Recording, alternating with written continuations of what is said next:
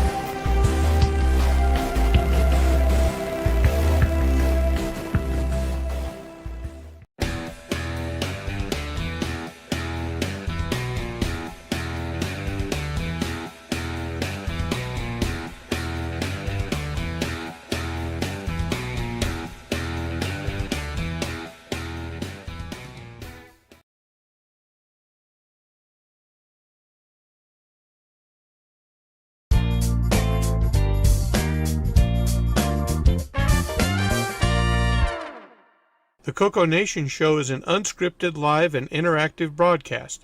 Anything can and will happen. The views and opinions expressed by members of the panel and the live audience are their own, and not necessarily those of the CoCoNation show, its sponsors, affiliates, or subsidiaries. Open minds are encouraged, and a sense of humor is recommended. Thank you for being a part of the CoCoNation.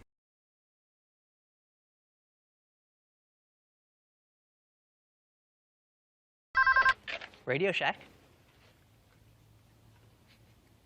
Okay. What? The 80s called.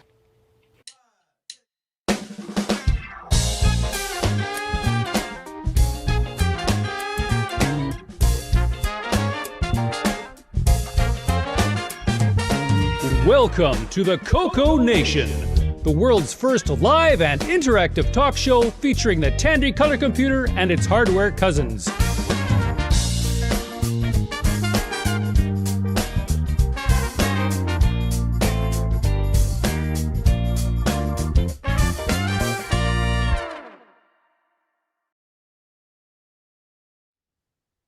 Hello, everybody. Welcome to the CoCoNation Show, episode 454. How y'all doing? Yeah, Pretty good. Good. right. Let's see. In the panel today, we start off with Marco.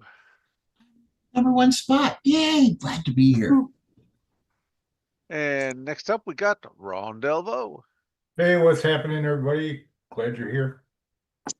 And yours truly, the button pusher. Next over, we got Frederick Micro Hobbyist. Hello. And next row, we got Henry Strickland. My name's Henry, and I've got a new toy to show today. Plus, California is crooked. Oh no, Oh, looks fine to me. he's sliding. They're sliding again. We knew that. All right, next over, we got Richard from Boyson Tech. Hello. How you doing? And Wignut in front of a grill today. Good morning. Afternoon, whatever time it is where you're at. Okay. Not that grill. L. Curtis Boyle. Welcome to the show, everyone. And Bob Emery is up next. Oh, howdy, folks. Welcome. And Rick Euland. Howdy, folks. Ken Waters. Good morning, everybody. All right, Kevin Holloway. Hello, everybody. And last on the bottom row, we got Brian Weasler. Hello, welcome to the show. All right, over in the chat, we got Wayne Campbell, who decided to play Resident Evil Requiem instead of joining us on the show today. J.E. Jones, Michael Zwiffel, Kevin Holloway, Hoopty John. Yep, you're in the right place. Jim Rye, Brian Blake, TJB Chris, Exile in Paradise, 8 Bits in the Basement, at Argore71,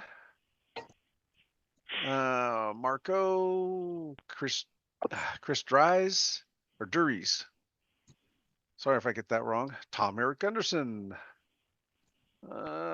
Scroll. Brian Blake, I think I mentioned already. Yep, we're caught up. Yep. Okay. All right. Turn that one off, turn that one on. So project updates. Let's start off with Rick. Sir, I will give you my tale of woe. I got the nice little adapter to turn an AT supply into an XT supply, which sounded good. And then where's my BMON? And then I scanned around my shop and found this old 386, which seemed like a good power supply donator. And so I got them out, kind of the same size, you know. This fan doesn't fit, but that's okay. I think we can work with that. And they've all got the right wires, so my little adapter will change this thing into this thing. But then on closer inspection, I was reminded something about the 68,000 systems. So the 386 only needed 45 watts on the 5-volt line, and the Delmar needs 100 watts on the 5-volt line. And yeah, it does. Get yourself a little bigger one, huh? So yeah, the 386 needs a lot less power than the 68020 system, apparently. So there's live and learn situation. Well, you know, they do sell kilowatt power supplies. Yeah, I just got to make this on a bench supply, I think. Just what I should do is just, you know. It would all work if I just had 20 amps worth of 5 volts. So I'll just take a big honking 5-volt supply and use that, because I'm not going to keep looking around for another ancient power supply. It's going to be, you know, it's going to pop as fast as the last one did. But in any case, that's where that one went this week.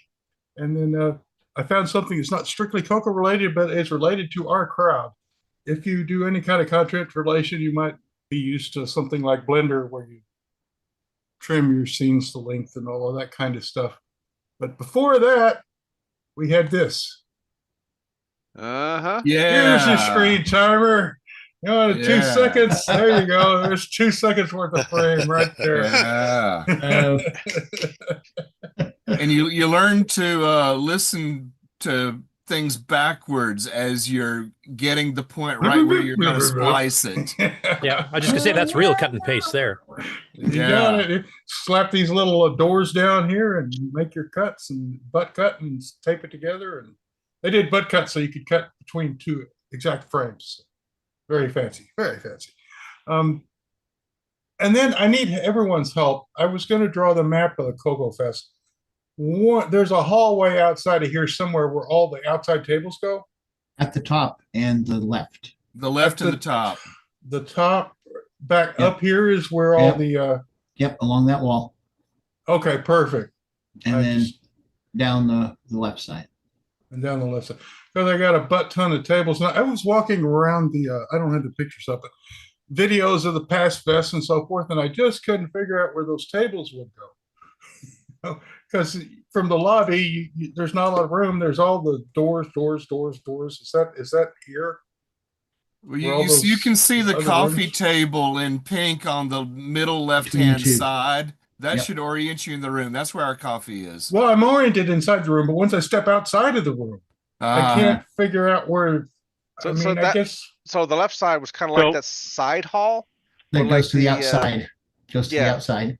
Oh, that goes outside beside Burger Theory. Yes. Right. No, Rick. When you walk out those, where the coffee thing is at, when you walk out those doors and turn to your left, that takes you to the outside of the back of the building, to the parking lot. Burger Theory is on the right side. Right. Right. If you go back up that hallway and turn to your right, where you have the word bookcase, and you keep walking that way, that's the lobby of the hotel. Okay, that leads off to the lobby. So that's where I only see the one little door. Right, and Burger Theory is on the right side. But supposedly 10 tables go in here somewhere. And for Burger Theory, you'd have to walk all the way down that hallway that says bookcase to the lobby and then turn right. Right, I think. Right, but I'd say this is the back door out that kind of comes out behind the restaurant to the parking lot. Okay. The parking lot, that's and right. Then the pool is to the left from those tables. Okay, perfect. I just couldn't. I was walking all around going through the all the videos we have of the CoCo Fest. They're all of inside the room. Right. So where you have the word Burger Theory at, that it should actually be more to the right and in that area right there. Yeah, the Burger Theory is actually outside. Right. Yeah, I understood. These are the two doors that go into the restaurant. Which no. Burger Theory is to your right. Move your mouse to the right. It's not connected to that. Right there. That's where Burger Theory is at, right where your mouse is at. Kitchens. Kitchens are there. The kitchens and all that. Oh, right. These are the two doors that go into the kitchen, so they don't. No. I think those go outside. Those go to the storage area for the event room. That's on where the right, store tables and everything stuff. On the right there in the middle is where the doors to the service. For the up kitchen. a little higher. Yeah. Yep. Yes. Yep. That's the doors into the kitchen area. That's also where they stored the room divider. Yep. Right. Yep. Yeah, there's no way of getting to Burger Theory from the event room. You have to go out. No, I understand that, but you can get into the kitchen. You get into the kitchen of Burger Theory. Which that's on the right side though, not on the bottom. Where Mark was telling you at that recess area. That's in here. Yes. Yeah. Yep. There's a corridor behind there. So cut Burger Theory out and put it up over there. Okay, well, it was on. Yeah, I'm really confused, so I'll move that around. Okay, thanks. Well, that helps me a lot, so I can. So at midnight, if I need some peanut butter and jelly, I can go through these doors into the kitchen. Right, just make up something. Don't get caught. Okay, well, in any case, I'm afraid that's Yep. That's all I've got. Is my power supply big enough? Okay. And I don't have a 20 amp bench supply either. I'm going to have to cobble something up for that one. Patrick, I have several power supplies. I have a 750 watt one. If you want it, I'll send it to you. Well, it's going to have 20 amps on the 5 volts. For the HE with a big pile of 5 volts on it. Yeah.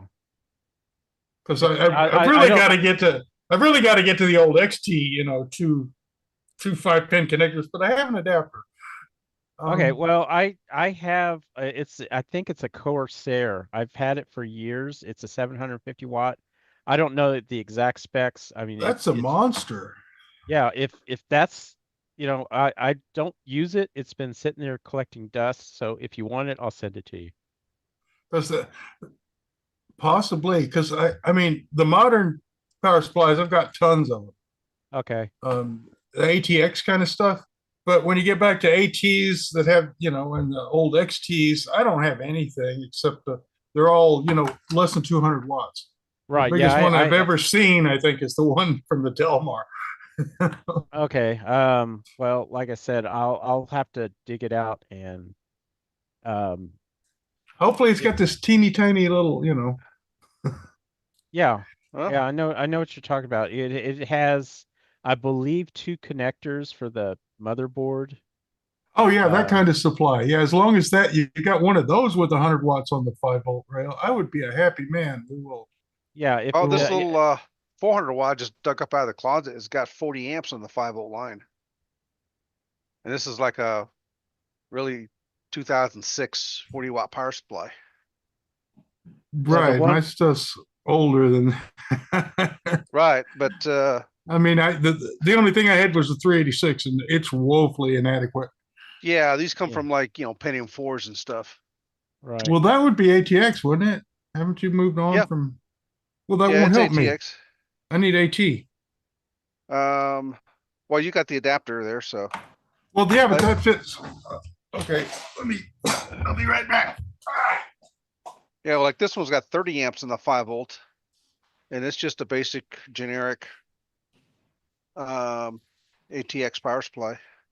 So, well, right, but so here's your standard ATX supply. Yeah, mine's an ATX, but it's however like it's a monster. Now compare it to an AT. Oh, the 20 versus 24 pin, yes. You should be able to. Most of the ones with the 20 pin also have an extra 4 pin that makes. I can. Yeah, that's what mine has. Okay. Yeah, like this guy here. So 24, but usually they have a breakaway. Yeah, you can break off the extra 4 pin to leave you with a 20. I don't have any to do that. Mine does. Okay. I'll just have to go pin to pin. I guess I could use one of these honkers and just do the trip to turn it on and. Well, I'll send you. I'll dig mine up and I'll send it to you if you need it. I mean, it's no big deal. It's been sitting around doing nothing, so rather give it a good home. Cool. We'll bring it to CoCo Fest every year. Okay. I'm going to put wheels on the Delmar so I can just roll it through the lobby. Yeah. Built-in hand truck. It needs it. I mean. Okay. Okay. Yep. You got it. All right. Next up, let's do Henry. Okay, folks. Couple of weeks ago, I showed y'all this board, which is got this. It's roughly a that's scary Raspberry Pi Pico 2 wire wrapped onto a CoCo card so that you could slide it into a CoCo, and it gets the data bus, the address bus, read write, EQ, the essential signals, reset, halt, interrupt. And I had some stuff working on it, and I decided proof of concept was working right here. Oh, I also discovered one thing about my clock was the detection of the E transitions was bouncing. So that was an issue I uncovered. Well, I have now made a version where it's built into the card. So this is now a kind of a universal expansion card for a CoCo where its function depends what you burn into the firmware, anything that you can write in the firmware. Do you want a sound card? Do you want a SD disk card? Do you want a VGA output? Do you want extra ROM? Do you want extra RAM? So the two things I've got working to demo today, one is it's functioning as a ROM, and the other is it's functioning as a floppy disk. And you notice there's one jumper on it now, and this is related to the clock issue that I found, that I can try it with or without some inverting Schmidt trigger as a buffer and as a maybe cleaning the clock. So I wasn't settled on that idea because I hadn't tried it with the Schmidt trigger yet, so I made it optional. So that's the option on the card.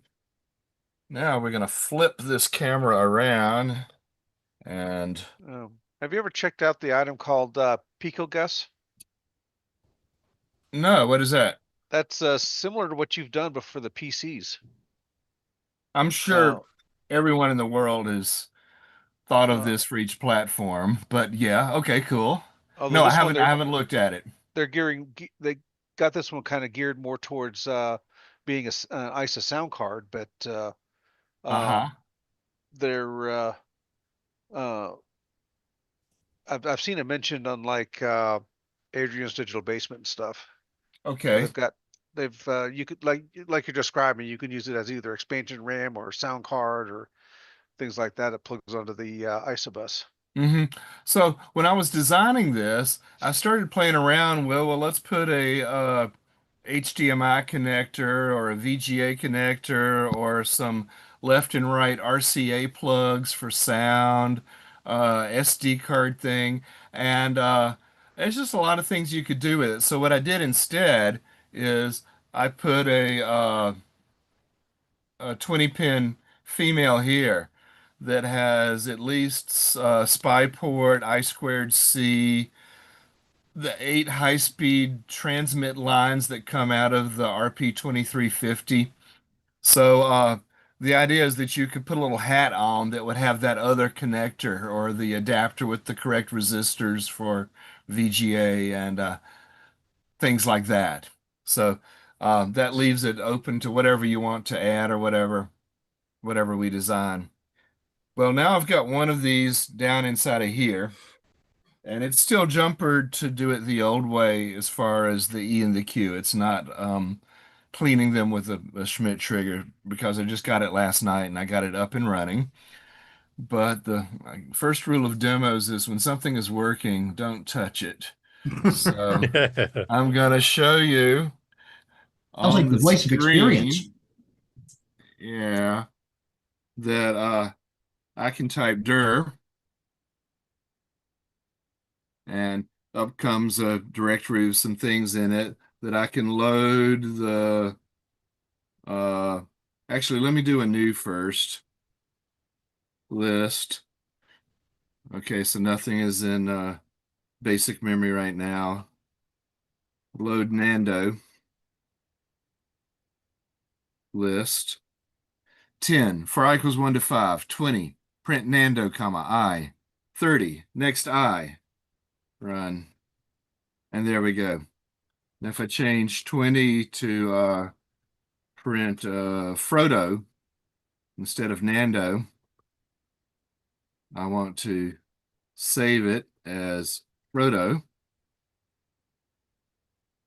and do a directory.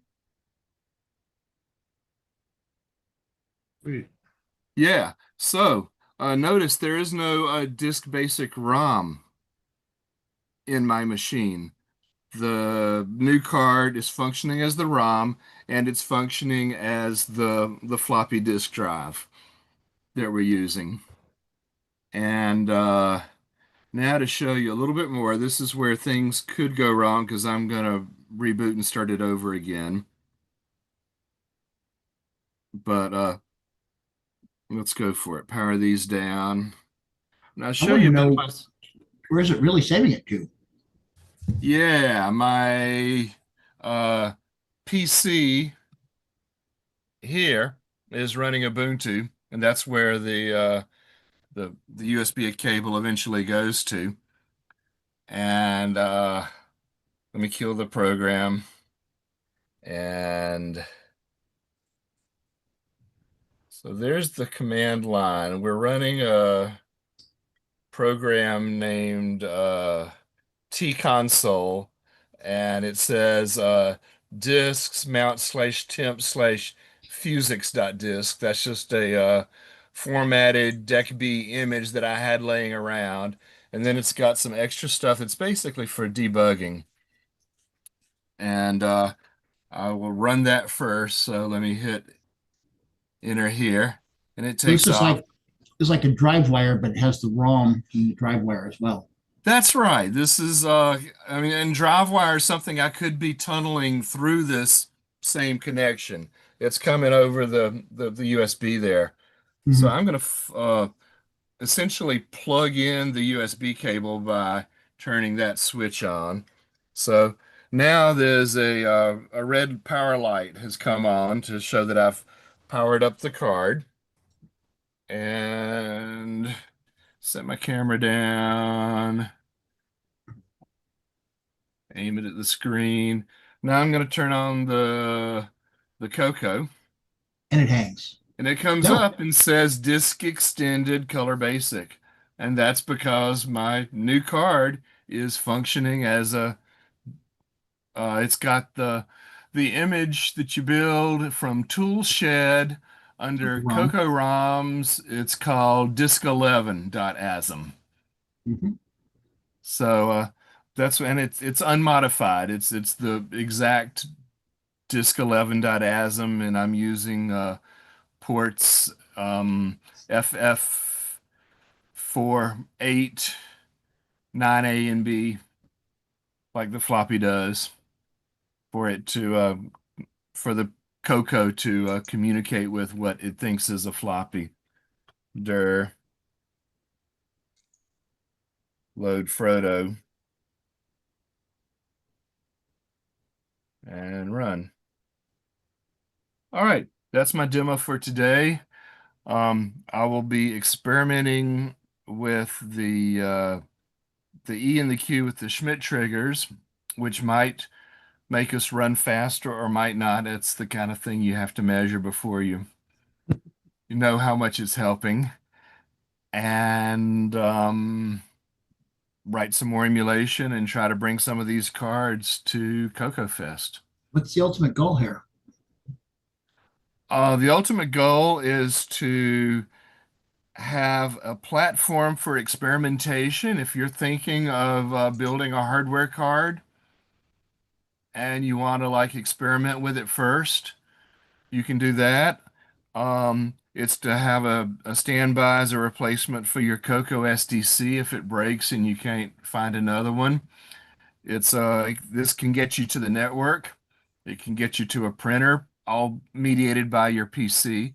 And whenever I say PC, I've got a single binary for Linux. Well, I've got one binary for 32, one for 64-bit Linux, one for 32, and one for 64-bit Windows. I've got binaries for Intel Mac and Apple Metal Mac, and what else? I've got a Raspberry Pi with the ARM processor. So anyway, I've compiled the a version of the tethering program for any kind of PC you want to connect.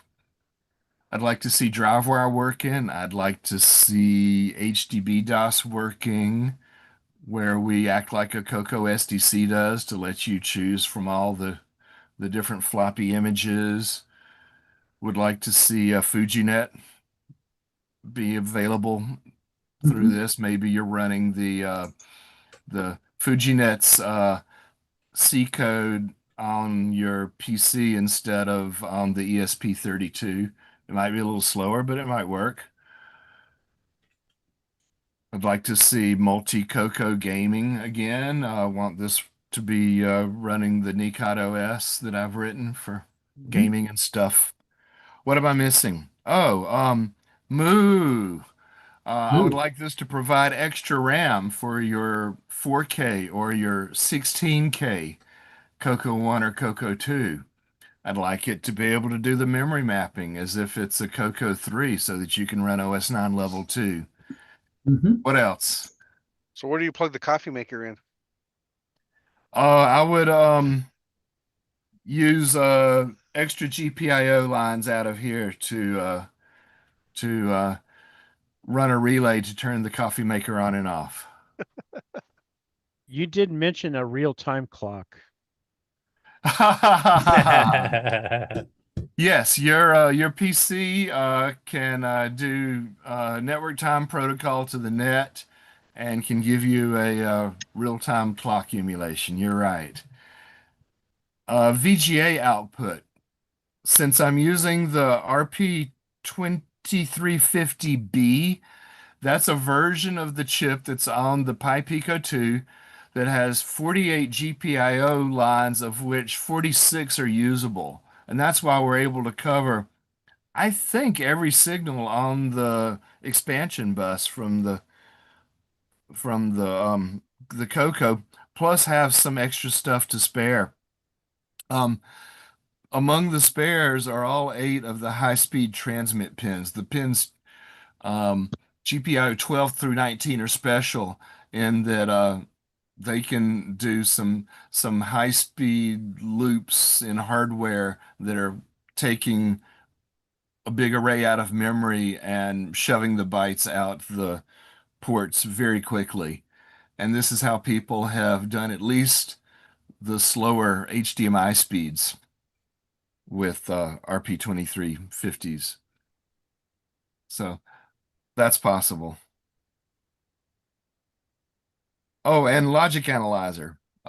Since it's watching the address, can watch the address bus and data bus, it could trigger on a read or a write of a certain address and then capture the next many thousand steps and help you figure out where your assembly language game is going astray. You could use main, but no, you could use real hardware. Right. You're going to need a little MPI type selector for your hats. You can enable hat 4 for. You know, that's a good idea for the next version, Patrick. I'm glad you said that, because right now what you would have to do is burn an image that knows it's card number 1 into card number 1 and then same into number 2. It'd be nice if they knew who they were. Let me think about that.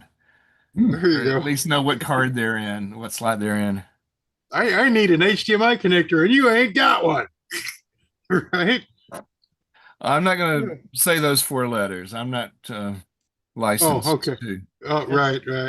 As long as it does real-time clock, I'm happy. That's all that's important. Exactly. Okay. All right. Don't need a hat for the RTC, right? No, real-time clock. Any particular time zone in Quebec you care about, or?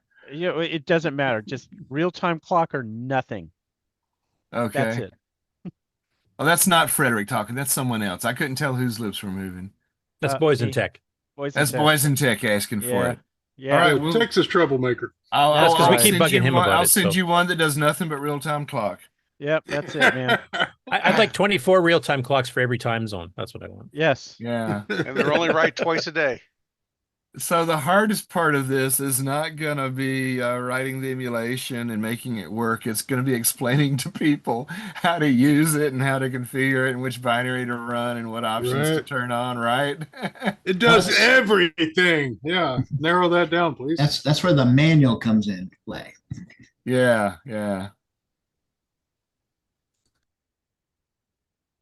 Oh, and I can show you on the screen down here. I don't know if I'm focused. Yes. It's readable. Yeah. It's showing you like fbang 80 means floppy command 80. 17R3 means read track 17 sector 3. So it's kind of like showing you the reads and writes on that very bottom line. Yep. Part of my debugging. Okay, that's it. Nice. Cool. Okay. Brian, you ready? Yep.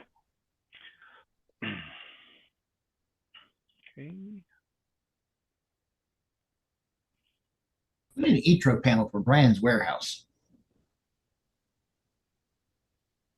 Yeah, all I've got is boom, boom, boom. Boom. There. I got that. That's a nice SDC card. That's nice. And the case too. So out on Discord there, Tony is it Capellini? Capellini? Yep. He had a post out there that he had some stuff for sale. And so I looked at the list of stuff, and this is one of the things that was on the list. And I like these acrylic, I guess it's upside down here. There we go. Sorry. These are like acrylic cases that they had back in the day where they're kind of cut out for the boards Tim there Linder. and everything. Tim Linder Yeah. did those. 104 of them. And so it's kind of nice. I mean, so he had this here. It is at a decent price, and what the heck? Who doesn't need another CoCo STC anyway, right? So, but That's most likely Zipster's very first run of CoCo STCs. Yeah, I That's just when looked at that. That's not my STC card reader, so yeah, it's okay, I guess. Yeah. That's pretty. It's marginal, yeah. It says Rev C there, so 2013. Yeah, November Zipster didn't have any cases. That's why people got Tim Linder's case to put on there. Yeah. Yeah. My guess is that they might have gotten confused here because a couple notches on the bottom here, which would correspond with the dip switches and the jumper, and so I wonder if maybe they were getting ready to mount it and they had it the wrong way and they cut it inadvertently. Yeah. What's that? They put it in backwards. Yep. So, but that's fine. No harm, no foul. So, but yeah, so I just had that, and he did have a 3D printed case that he included with it though. But I like the acrylic one though. So, so there's that. Slide that off to the side. One of the other items that he had was this. Anybody recognize this from top down? This Jim Brain's Nope. Super Flash drive? No, okay. Nope. So this is some switches right here. Yep, and a DE9. You got this here and here, and that says VGA out. Maybe that kind of helps a little bit. Anybody recognize this one? Spectro or whatever the heck that was called? Is that like a VGA tester? Yep. No, not a tester. This was made by Cloud9. It was the Super Expectro. Yeah, that's what I was thinking of. Yeah, that's a VGA adapter that Mark put out from somebody else's design. I can't remember who. Yeah, so this is so you have the cable here. Here's where your CoCo tree is going to plug in, right here. RGB to VGA. Yep. Didn't and see it had the a inputs. little has a little power adapter. So let's see here. Is this the design that what's his name? That did the RGB to VGA. What's his name? Jim? Yeah, I'm trying to remember the guy's name too. Oh, almost have it. Because the one that Mark sold was not designed by him; he just manufactured it. Okay. Roy Justice. Might be his. Yeah, Roy Justice did one. Yeah, Roy Justice did. Yeah, one. Roy did one, but it was in a big square box. Okay. Yeah, I actually have one of those. Yeah. Okay. I haven't seen one, so I didn't know what they look like. So there's a couple. I was going to go out onto his site to see if he happened to have any documentation, but so there's a power switch to turn it on and off. You should. And it has this one here is labeled artifact, so I'm assuming you can flip a switch, to get the artifact colors. I'm not sure what phase would do. Phase would be your blue and red swapping for artifact colors. Is that that would be then? Right. Okay. Yeah. And then this here says scan lines. Scan lines. Yeah, you can give that Probably TV on look. off. Yeah. Yeah. A lot of adapters have the scan lines to give them a more TV look. Oh, okay. Right. Yeah, the little gap between lines vertically. Oh, okay. Including the Gimme X. There's a couple push buttons on either side. They're not labeled, so I'm not sure what they're going to do. I haven't had a chance to hook this up yet to play with it, but Nice. Yeah, I remember Mark was selling these like in the late 2010s, but they were pretty expensive. And then for some reason, he actually didn't make the last run I think he was planning on. okay. Is there a power input somewhere on that? Yep, right here. Okay. I'm guessing from the switches, he was there with the drill, cutting all the stuff out himself. If you look at the front panel really carefully, yep, it's like maybe that was hand done. Yeah, these that's why he didn't make right any more. here. It's just too tedious. And notched. Yeah. And this here, I mean, he did a really nice job, but you can see it's just maybe just a little bit off. Right. A little bit there as far as and balance keep there, in but- mind, this wasn't doing one of them. This was like doing 50 of them. So, Right. he might have been on number 48 at this point. Yeah. Right. I'm going to mention Brian Getting Blake in a the little chat shaky. is thinking that Louis Antoniosi did the original yes. design of the Super Louis. Spectre. That does sound Luis. familiar. Luis. Oh, sorry. Luis. Yeah. I'm learning my pronunciations from Mark. Too much influence on him. The cool thing about this is that Tony had bought this, and as you can see here, he's never used it. He bought it brand new and has never used it at all. So it's never. So not even sure if it's even functional. I mean, I'm Hey, sure Brian. it is, but Yes. Brian Blake said there were some issues with some of them. You might want to contact Mark and make sure it's updated. Okay, yeah, and I'm sure Mark could probably help out with it. So, yep. Yeah, he's probably some Nice. documentation. That's a nice little thing. Yeah. Yeah. Oh, yeah. Okay. Let's see, reach across here. So then the other thing he had too is he had a couple of these, and I haven't been able to verify them yet. So, pardon, they're kind of dirty. So, get them lined up here. There we go. So CH did make some other joysticks. These are the 3-button one. You usually see these in the magazines or online, and they're more for Apple. But there's 2 different versions here. You can see this one here. It has a center button, but it is 2 buttons here. This one here just has the joystick with the 2 buttons. It doesn't have that fire button up on top. It does have the trim pots. And the springs. And you got the locking right here where you can see this is just set right now for free floating, where this one here, would return. But what I haven't been able to verify, you can see this one here has brown cord with the brown connector. And so is this one, but I'm not 100% sure if these were actually made for the CoCo or if somebody didn't mod them for the CoCo. So I've been trying to do a bit of research there in Rainbow and stuff to find out. I mean, CH did make some joysticks for the CoCo, that I know, but I wasn't sure about these here, and I don't know if anybody, that's why I wanted to show them, is that if anybody's like, oh yeah, I remember them selling those back in the day or something like that, but I just don't, I don't know if these are maybe Apple ones that, anything on the back on the label? No, there's nothing really on the back here at all, just Okay. the Nothing CH molded product or in? something like that, but there's nothing that says CoCo. But you know how it is. A lot of joystick manufacturers out there made them for Apple and and CoCo and IBM and things like that and stuff. And so anybody did the analog style port. Right.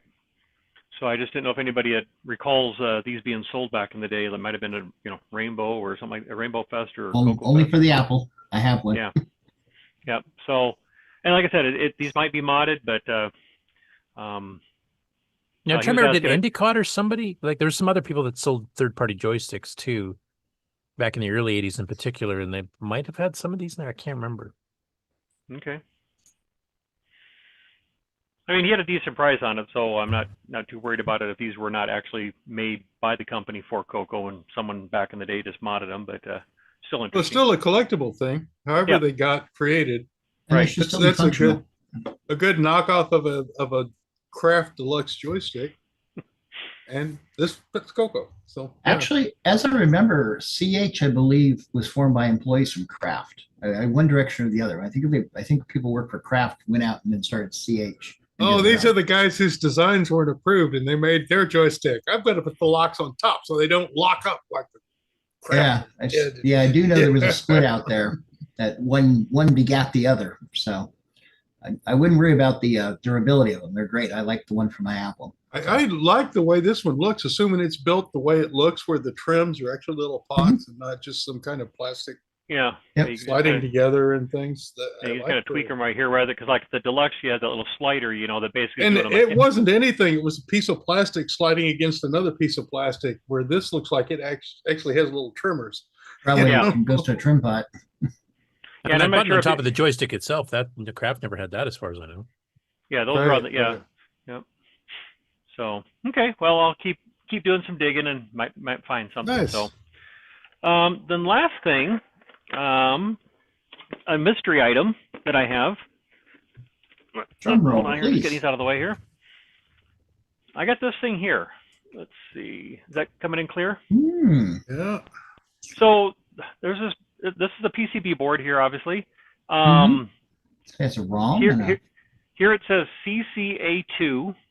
It says ACS right here, 1983. This says 40-pin bus, and this says ROM.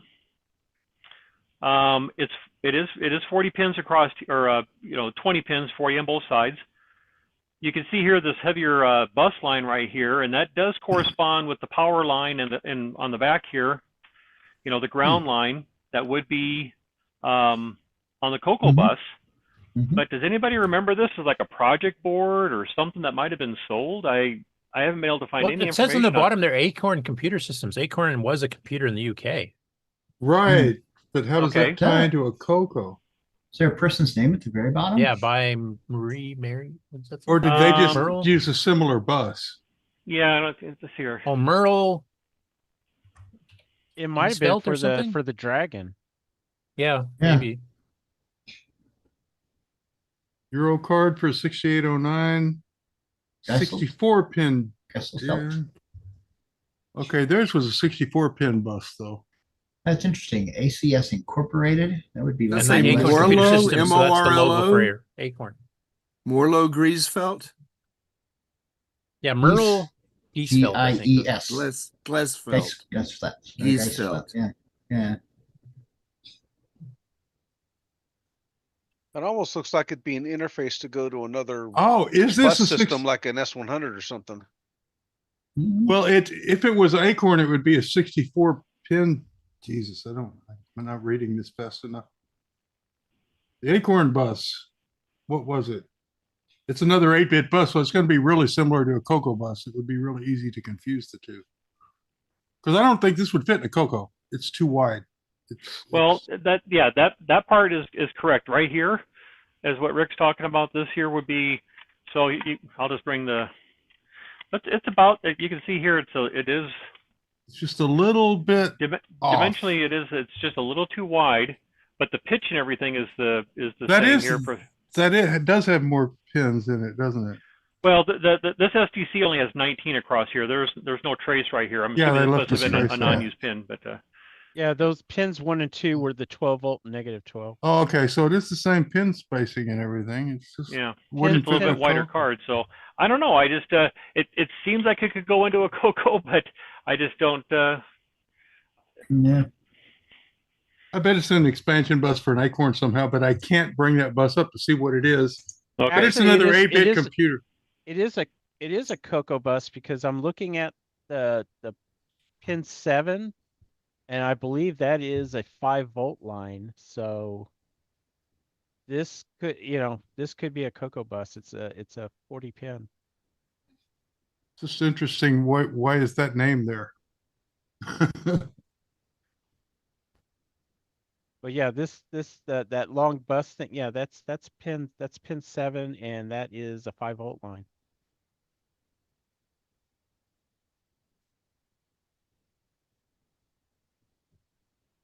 So we all have homework.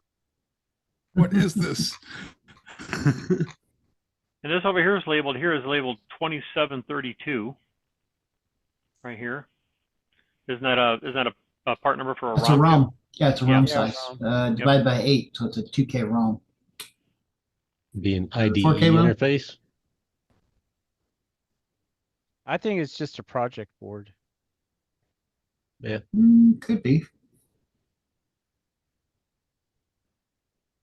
You can see they have a little cap right here that might have been for some filtering or whatever. I'm not sure, but Yeah, that's just for like 5 volts and things like that. And then you have this on the side, which you could have breakout wires to go to a breadboard or something like that. That's all I can think of.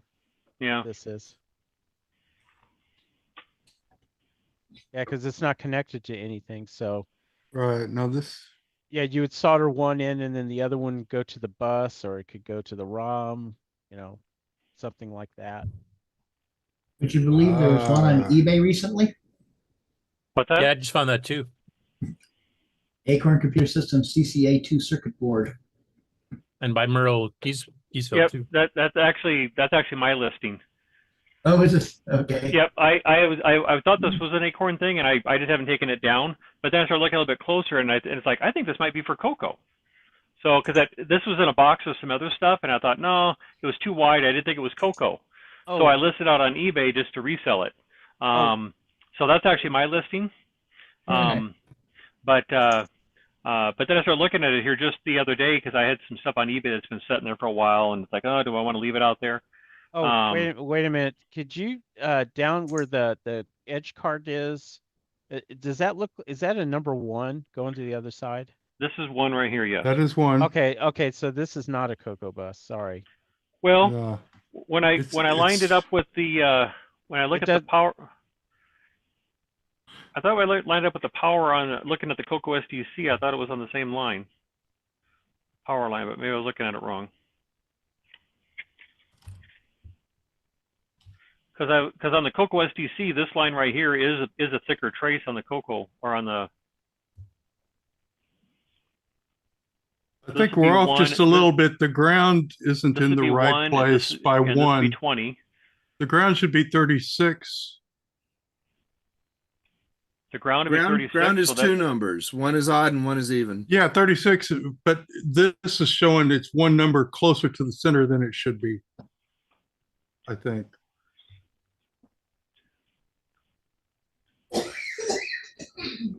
Geez. Research is hard to do online. It'd be in real time. That is a ground, so that's pin 34 on that bus.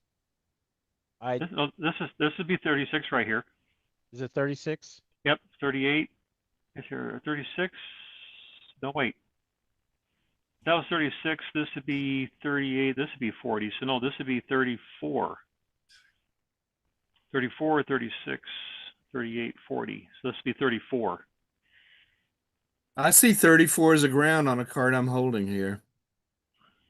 Okay. So it's not 5 volts, it's ground. Sorry. Julian Brown says circa 1983 would likely make an Acorn system 2, or maybe an atom.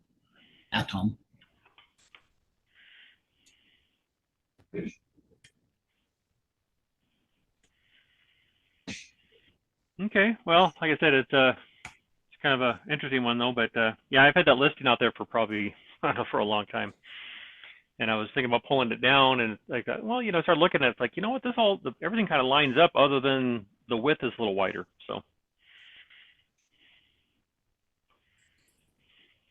okay. Well, unless anybody has any more other questions or anything to add, I'm done. You gave us a new mystery to figure out. All right. Okay, so let me. Oh, boom, boom, boom. All right. Next up, we've got Richard. Hey, if you guys want to do a commercial right now, we could do that, and I can just start after.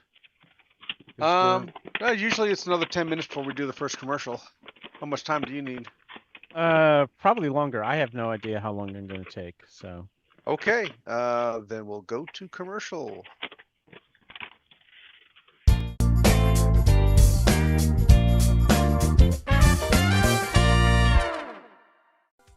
Hello everyone, it's your good buddy, your good pal Amigo, and joined by that dastardly The Brent from ARG Presents. You're watching CoCoNation.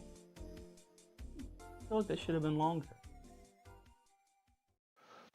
The CoCoNation Show would like to thank the following patrons: AC's 8-Bit Zone, Alex Gare, Alan Huffman, Barry Tompkinson, Boysen Tech, Brendan Donnie, Brian Walsh, Brian Weasler, Karen Askham, Coconut Bob, Daddy Burrito, David Ladd, Derek Smithson, Diego BF109, Don Barber, Eric Canales, Frederick Segard, Glenn Hewlett, Graham Wabke, Grant Leedy, Henry Gernhardt, Henry Strickland, Jason Warrens, Jeffrey Drywater, Jim Mullis, Justin Larson, Ken Reichard, Kevin Holloway, Mark Castellan, Michael Hill, Patrick Euland, Paul Fiscarelli, Paul Shoemaker, R. Allen Murphy, Richard Gore, Richard Harding, Rob Inman, Rocky Hill, Steve Batson, Terry Trapp, TJB Chris, Tom C., Tom Gunderson, Tom S., William Athing. Thank you so much, patrons. If you would like to support the CoCoNation show, sign up at patreon.thecoconation.com. Hi, this is Mikey N6IL, and you're watching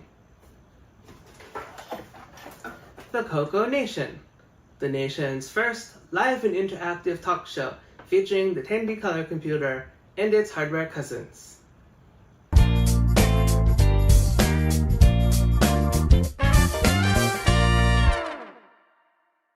The CoCoNation would like to thank our Discord boosters: Boysen Tech, Captain Kirchhoff, Frederick Micro Hobbyist Sigard, Glenside Computer Club, Paul Fiscarelli, Paul Shoemaker, Richard G., and Wingnut 2626.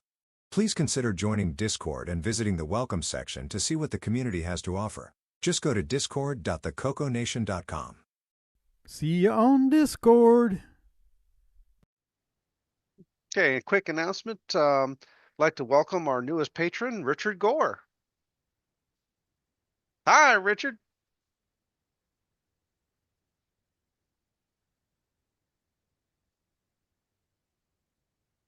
Can't sneak up on us like that.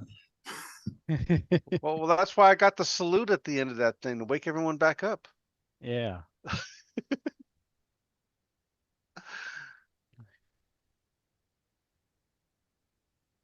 What is Brian doing?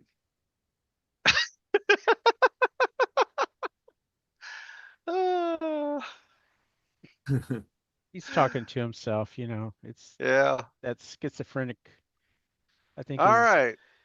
Let's see what there's a button I'm looking for. All right, take it away, Richard. Okay, so several announcements, I guess. I've been basically MIA for about 2 months. I've had to do some things that I've had to address and take care of, behind the scenes, and so it's kind of a long-term thing, but I had initially planned to release the Boomerang 2 meg in December, but there are supply issues with the connector. They are on back order. I believe they're still on back order, and I was hoping maybe have them available in February, but I might be able to do a demo for them at CoCo Fest, depending on if they're available. And it's the connector that goes between the DAC board and the memory card. It's the memory thing. So again, I'm sorry that I was again hoping that it would happen, but yeah, most likely I will have them at least a demo showing it at CoCo Fest, or have them available for CoCo Fest. The other thing is the people have been asking about this thing here. I don't know if it can. Trying to get it to. That's the new MPI. Your camera hates us. There it is. I know. Trying to get it to correct. Try shutting your background filter off. Shove it against your face, and it'll. Yeah, let me get the. There you go. That works. You just have to be right on your face. Yeah. Just treating it as your filter, as background. Yeah. Shut the filter off. Let's see if I can shut the filter off. Let me see. We'll ignore what's behind you.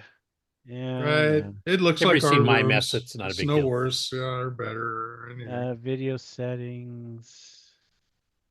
Yeah, sorry about this. I am not to worry. Trying to look for. Just put your picture on all your boards, and that way they'll just. Yeah. See, recording, audio, general. Oh. That's not it. God, sorry. No, it's in Zoom. Under. Yeah, it's in Zoom. Know. Okay, more. Yeah, video settings, and then there's actually a blur your background that is right on the main. Oh, background events. There we go. Found it. Okay, there we go. There. Ta-da! Now we can see it. Sorry. Much better. Yeah. So anyway, this is the beta version of this. This does not have that NMI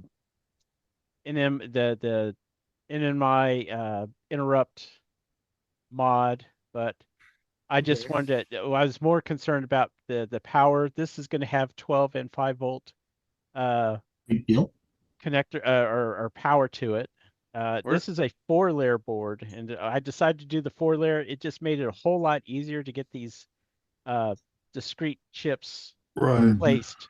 Because if I did a 2-layer, and I know there's a couple of boards that are out there that 2-layer, it'd be a little bit bigger, and I would have to do all kinds of funky ways of getting all the chips to fit correctly. They wouldn't all be in line. The only one that's not in line is the what do they call that? I'm just blanking out here. Gal. Oh, the PAL Gal thing? Yeah, the PAL Gal chip. That's it. Sorry. But yeah, that's the only one that's upside down, but I got everything else in the correct order. I love it all through hole like that. This is something a human could fix at any time. So where's the clock battery? Oh, I just couldn't do it. Sorry. Ran out of space.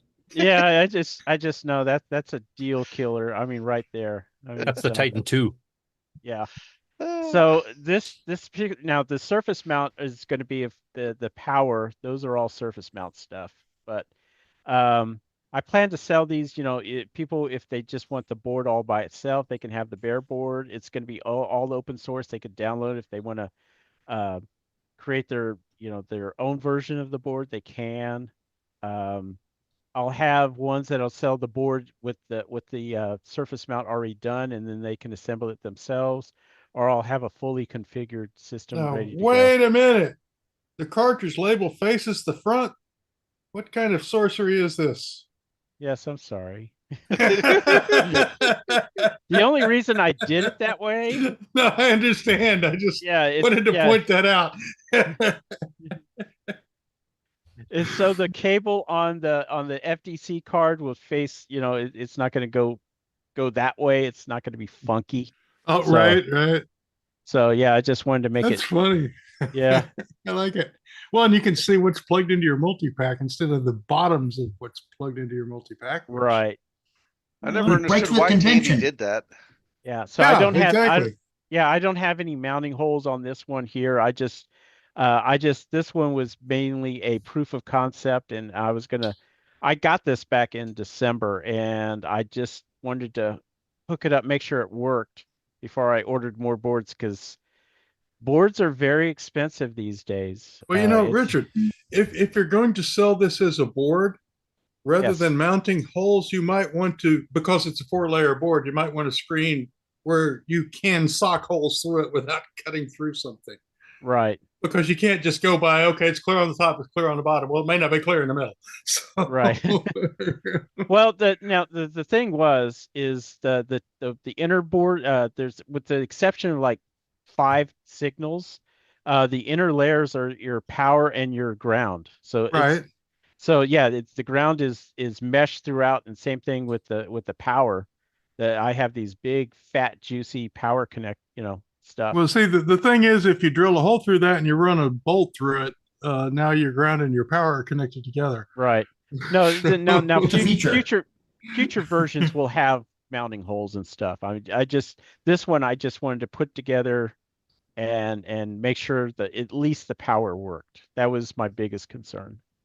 Because when I see a multi-pack that you can hack on, I want to take a jigsaw to it and put it in a PC case.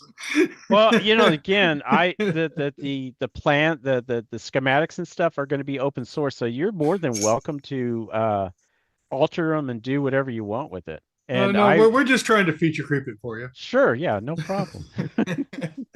So this is kind of a functional question, and maybe this is because of the PAL chip that's on there. But it's always been kind of a running joke, where David Ladd, he'd love to have the 16-slot MPI, right?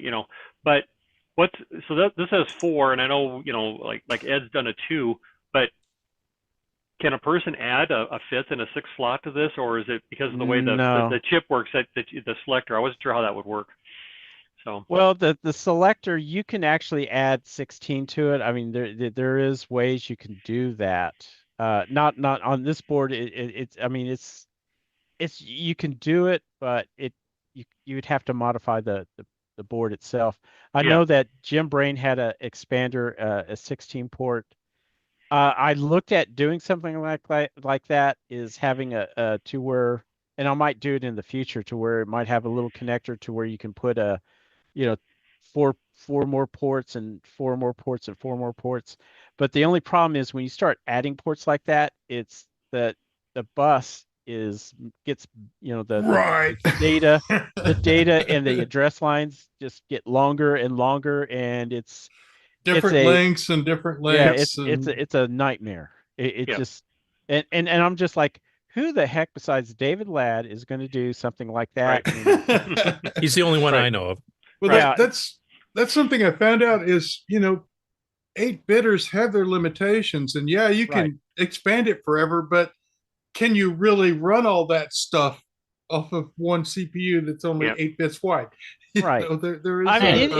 I might use Apple all the time. Right. I might do something like that just to show, just to show off, do like a one-off or, Right, but who among us is? I mean, well, Yeah, not David among Ladd us, edition. but The David what- Ladd version. Is Yeah, what David regular Ladd's- people are going is to? is David Ladd's use case to have 16 floppies? Probably. Could be, yeah. Right. No, Yeah. 16 controllers. Yeah. He's the only guy that I know that still uses high definition floppy, the high def floppies, the 1.2. Yeah. So Right.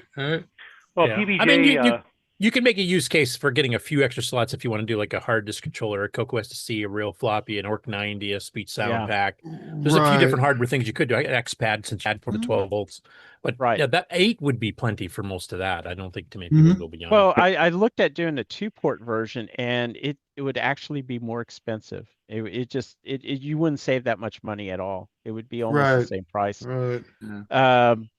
Because There By the were way, Excellent 6 Paradise in the chat is saying he's in the 16 slot MPI club with David Ladd. Apparently, there's 2 people that would buy that now. Okay, Oh, well, nice. So I think I would build it with a pre-MPI, which does the first level of multiplexing to 4 different MPI buses. And that then, way, there. your You can lag plug in is 4 only more. Yeah. your lag is only 2 instead of 4, and if you do Hmm. it with higher speed chips, Sorry, here Richard. oh yeah, Sorry, here we go Richard. with the feature creep. and then the Yep. pre-MPI sorry. would have a different port Yeah. to choose the CSS and stuff to go down. Well, Yeah. and I might have room for a real-time clock on this one too. Wow. By the way, Brian Blake in the chat said PBJ had a 6-slot MPI. That's true. And I think Frank Hogg had one called The Solution that had 5 slots. So there were some bigger ones even I've back in got the a day. PBJ around Yep. here somewhere. Yeah, I got both MPJ did the 6 slot like Brian's saying or Blake's saying, and then the champion there. That was the 5 slot one there. So that was a big shoebox looking thing. So, but anyway.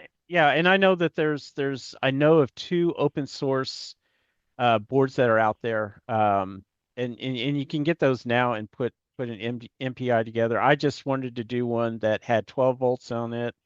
It's compact. Yep. It could be also a kit or you could buy the complete thing to just plug and go.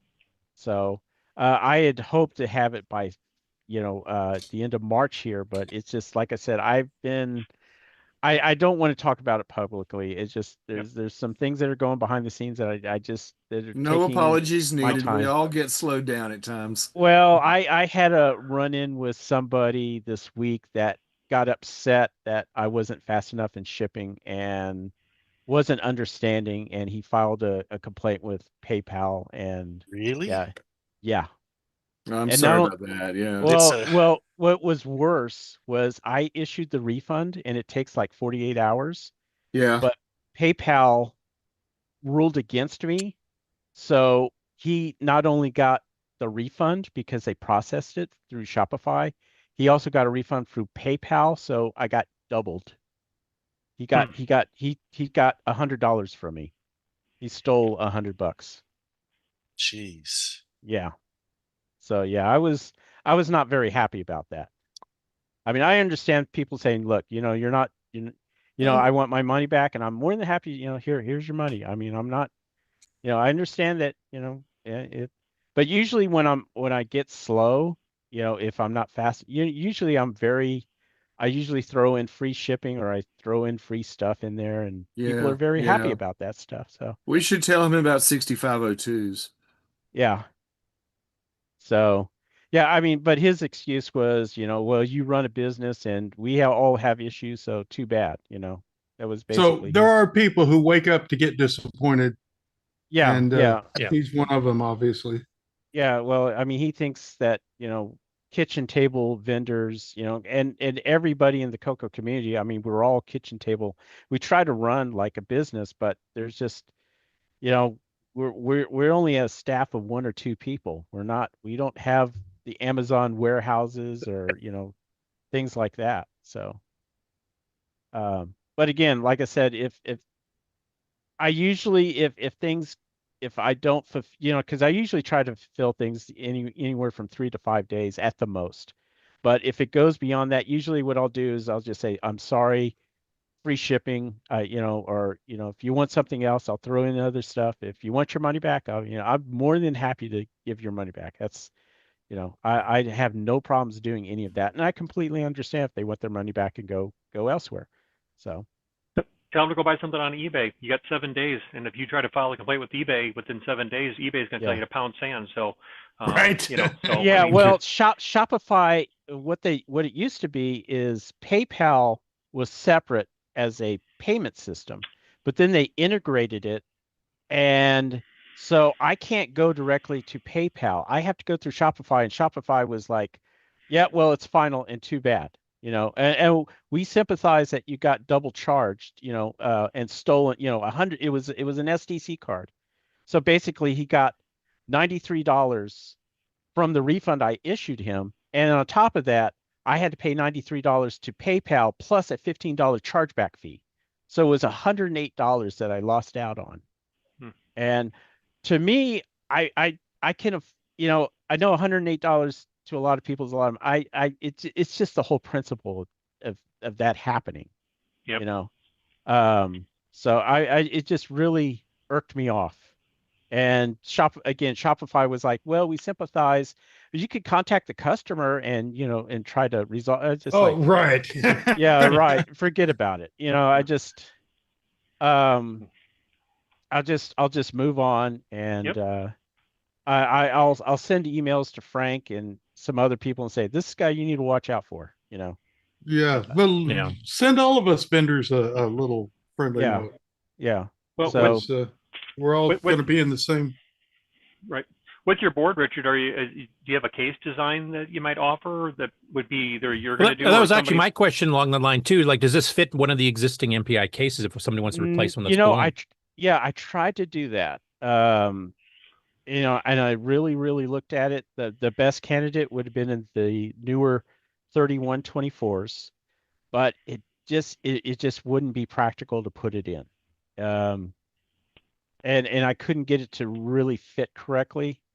So yeah, it's not really an option. It's going to have to be a third party. I actually bought another 3D printer.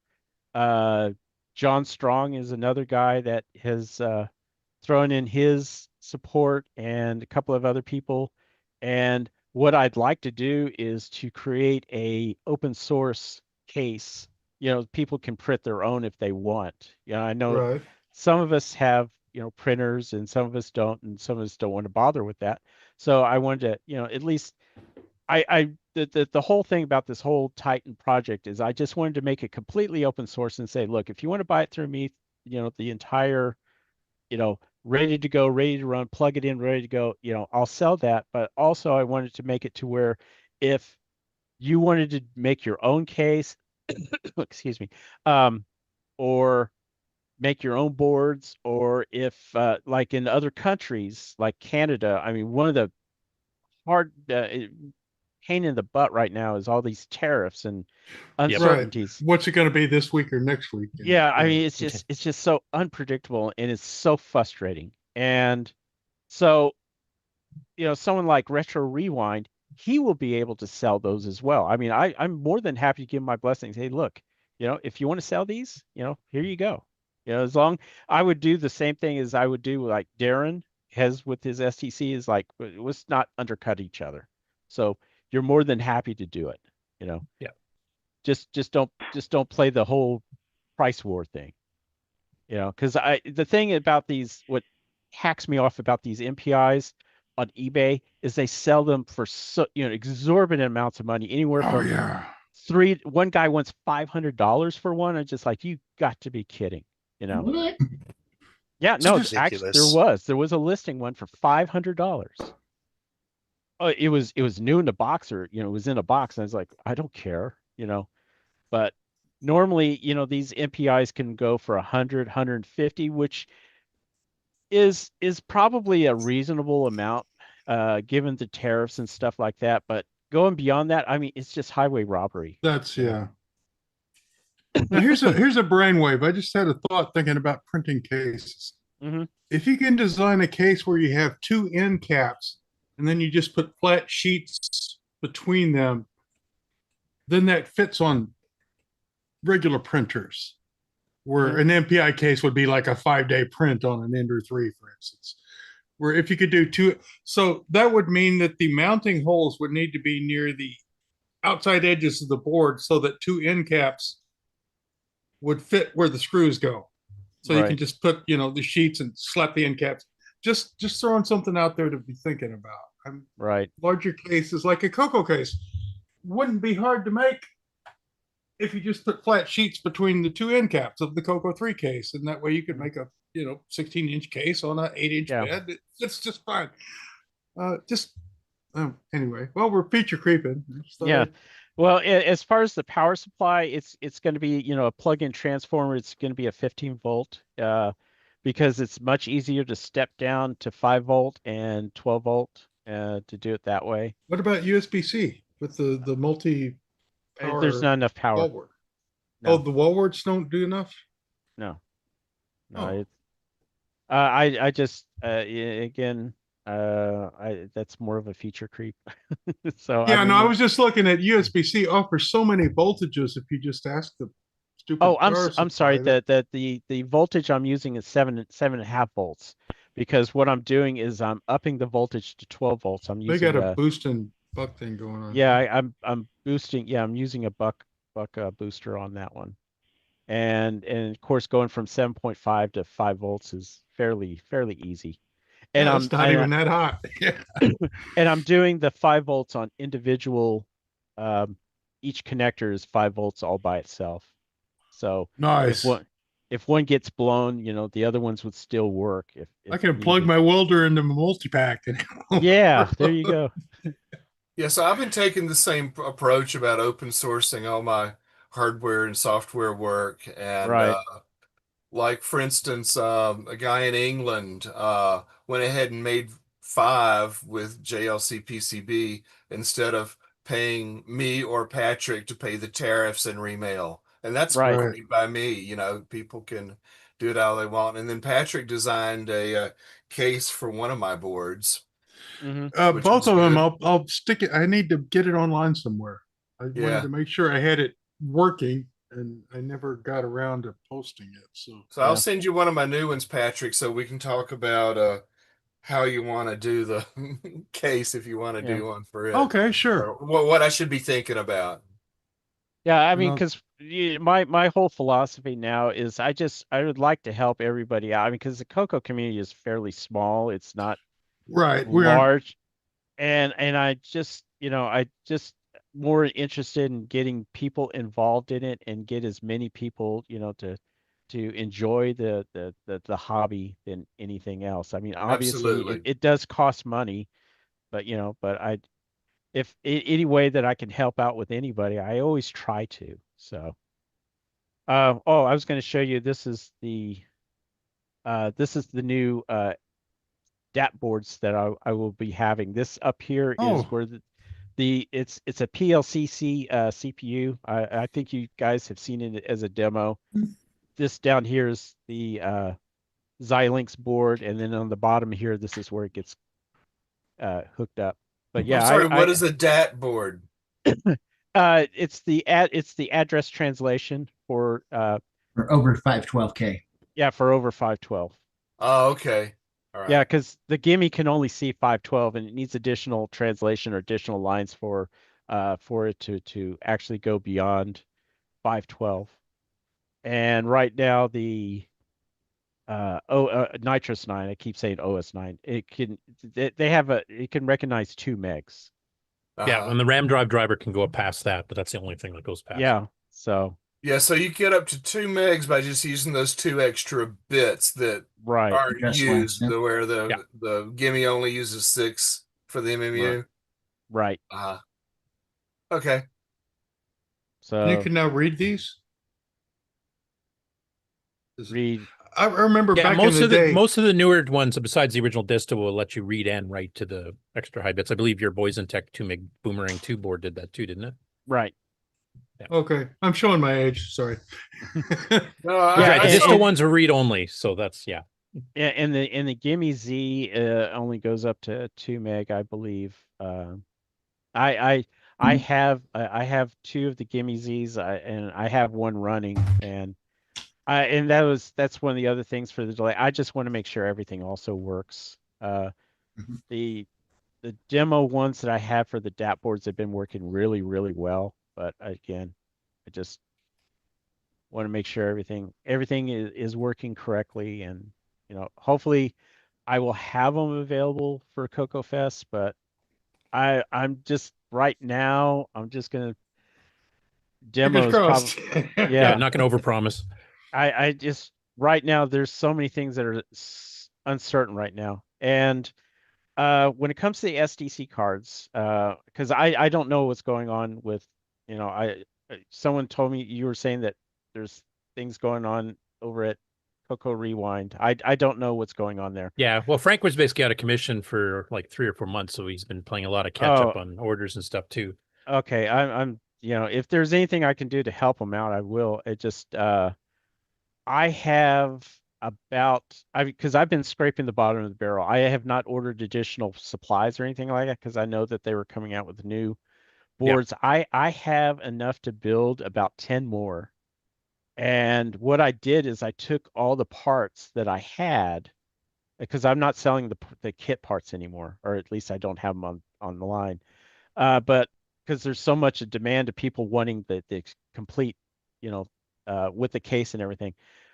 So I've been building those as I've been going along, and then of course I've been sidetracked with other stuff, and that's why they've been slow to come out. And then I ran out of boomerang boards because I didn't have a lot of those in stock, and so that's why things were kind of slow getting stuff out. And I appreciate everybody understanding what's been going on with that.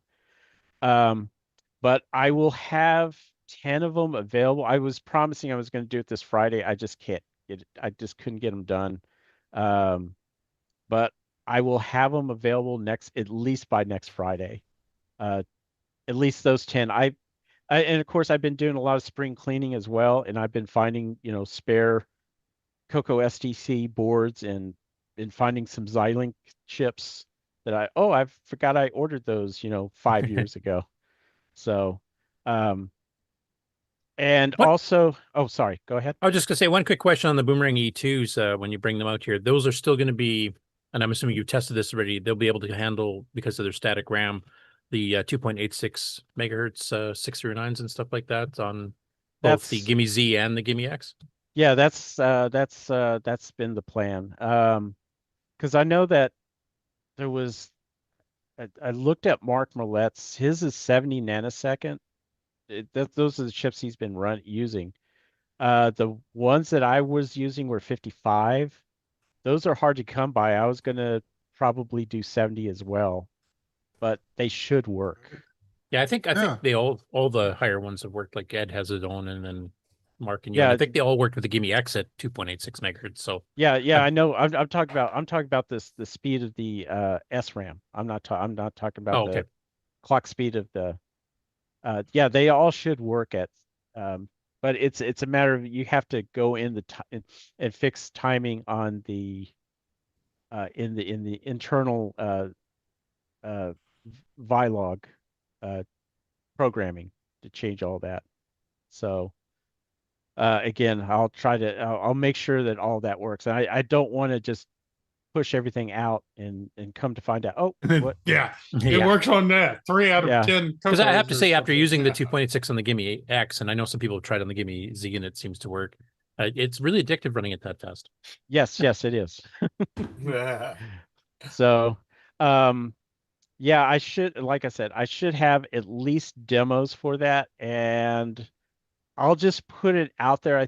I think everybody is going to like the new design once they're available, and again, that's all I'm going to say about that. You'll like them. So, and of course, the DAP board being as the small footprint that it is, I mean I really like that design, what I did. So I'm really excited. Hopefully I'll get those available. The other announcement, I know that it's in the news, VCF Southwest I'm going to be at VCF Southwest. And that's in the end of May. And I am a silver sponsor for that event. And if you are planning to attend, the tickets are available, and also the vendor, they just opened that up about 2 hours ago. So if you need a vendor table, now is the time to go get it. Cool. That's the one in Fort Worth, Dallas, right? Yeah, it's over at the DFW airport. It's at the Weston. That's where a lot of the Tandy people actually come out too. Yeah, this is the heavy Tandy presence. So, and I think that's about it. If anybody else has any questions or mine, I suggest when you come out to CoCo Fest, carry on luggage. Yeah, I'm actually. Yeah, don't ship chocolates. That's my other recommendation. Yeah. Yeah, God, that was what 4 or 5 years ago. They still haven't found them yet, have they? I'm still ticked. No, I got $1,200 out of that settlement. But no, I'm driving. Now, okay, there you go. That's much safer. Yeah. Now, what I had planned to go to the Pacific Northwest VCF, and because it's being held on the weekend, and then 2 days after that, we're actually going to be going on an Alaska cruise. But because of things that have been going on, unfortunately, we're just having to go to Seattle, do the cruise, and then fly directly back. We can't really spend any time. We were planning to spend a few days in Seattle, but we won't be able to do that. So I won't be attending the Pacific Northwest one. I really wanted to, but I won't be able to go to that one. But I definitely planning CoCo Fest, VCF Southwest. I always go to VCF Midwest. I love that show. And those are the three that so far this year I plan to go to. Oh, and Tandy Assembly. I forgot Tandy Assembly because that's always later in the year. Because they moved that to Columbus, Ohio. Or not Columbus, Cincinnati. Cincinnati. And it's at a hotel. It's at a Hilton hotel, which is even better. Right, new venue. Yeah. And basically that's it for me. So. Alrighty. Welcome back. Oh, thank you. Thanks, Richard. Alrighty, that's it. Anything else for updates and acquisitions? No? Okay, so let's go ahead and jump into let's run another commercial break and then see if Ken's awake. How's that sound? Sounds cool, good to maybe. me. Oh man, we can't sneak up on him.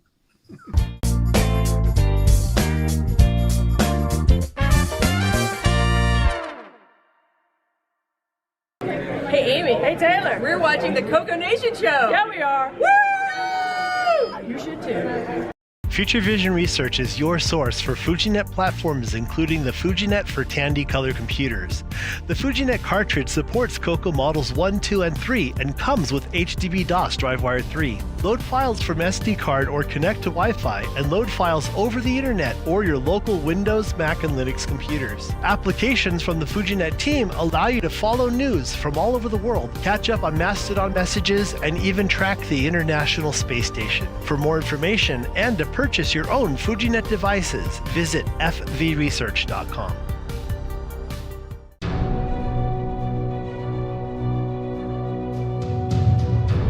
In a world where RGB produces black and white video, one cable can make a difference.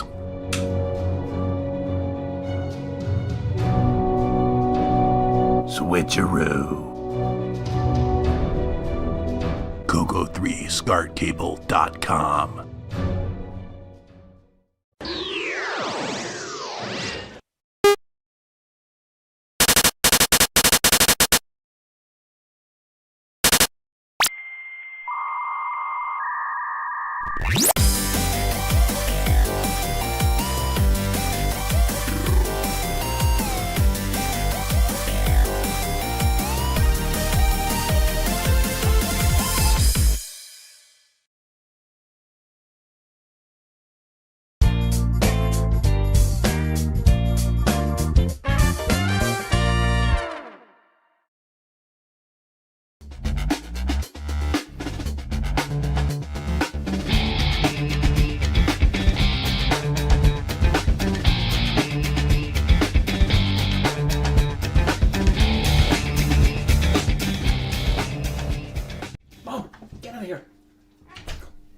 Welcome everybody to the CoCoNation Game On Challenge of the Week results video. This week, we played Star Skid. We had a total of 21 players. We had Mr. Dave 6309 with 1571, Mark B with 2152, Damon Beals 5353, Louis 8149, Rich N 21719, L. Curtis Boyle 23663, Sabhead 28757, Sloopy Malibu 33472, Coconut Bob 34940, 8 Bits in the Basement 36195, Jim Rye 39715, Just Mike 44763, Canadian Retro Things 45661, Brian Blake 49471, Doug Venner 52296, Ed Rhodes 53326, Shanley 55031, Tasman 55104, Dr. Ted 66904, Mike Zweifel 69609. And this week's number one score belongs to Retro Rick with 94,320. Thanks everybody that played. We'll see you again next week. And the CoCoNation salutes a Retro Rick. Salute! And I remembered this time. All right, so, well, I guess that just proves that people like Moon Patrol clones. Kind of a clone. Kind of a clone. I mean, it's... Yeah. Other than loosely based on. Other than not being able to shoot forward, it's pretty Well, you're close. also collecting treasures, which you don't do in the original. Well, I mean, the treasures are evenly spaced out, kind of like, checkpoints. Yeah, but if you jump over them, you don't get points for them, I think, right? Nope, you get them if you jump over them. Because Oh, okay. I jumped over them a lot thinking they were rocks. Because I remember reading that little manual sheet. It was mentioning that if you get all of them for an entire run, then you get an extra bonus point. So I'm assuming there's some way you can miss getting them. I never missed any, I don't think. Because I did... Yeah, you just die first. Oh, is that how you quote-unquote miss them? Then you die right before? Just my guess. Anyway, yeah, I don't know what else, what there is to say about it. I couldn't find any reviews of the game, and I know there was a few people that were, once you get to the second level, were saying it's a bit unfair because sometimes the rockets and the rocks are so close together that you can't jump over both at once and you die. But as Retro Rick was pointing out, they always come out at the same time, so you just kind of got to memorize about when they're going to happen and be at the right part of the screen to be able to jump over them both. Yeah, because they travel at different speeds, too, if I remember. They do, The ships are faster, so you can kind of time it to where you can jump over both. Yeah, it just takes timing and a good memory, which I'm shot on both now because I'm old. Yeah, at our age, it's Right. it's a little tough, but... Yeah, where's that dead button there?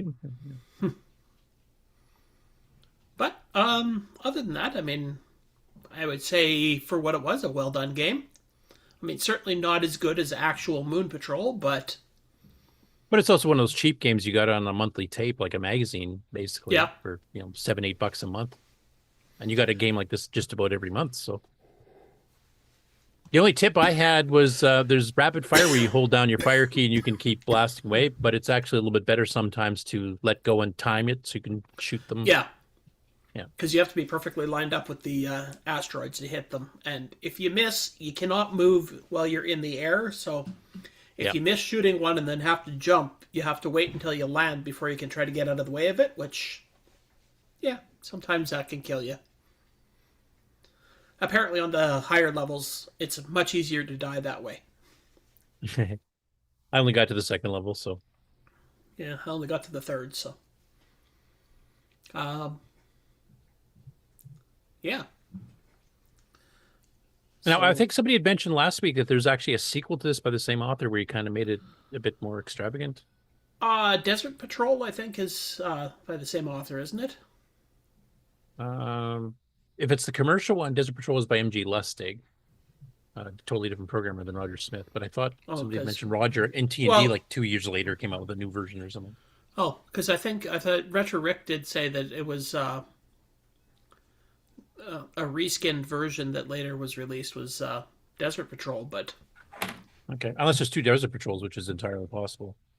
Because Arcade Animation Incorporated, which is Lustig's company, and he did other stuff for computer board stuff before that.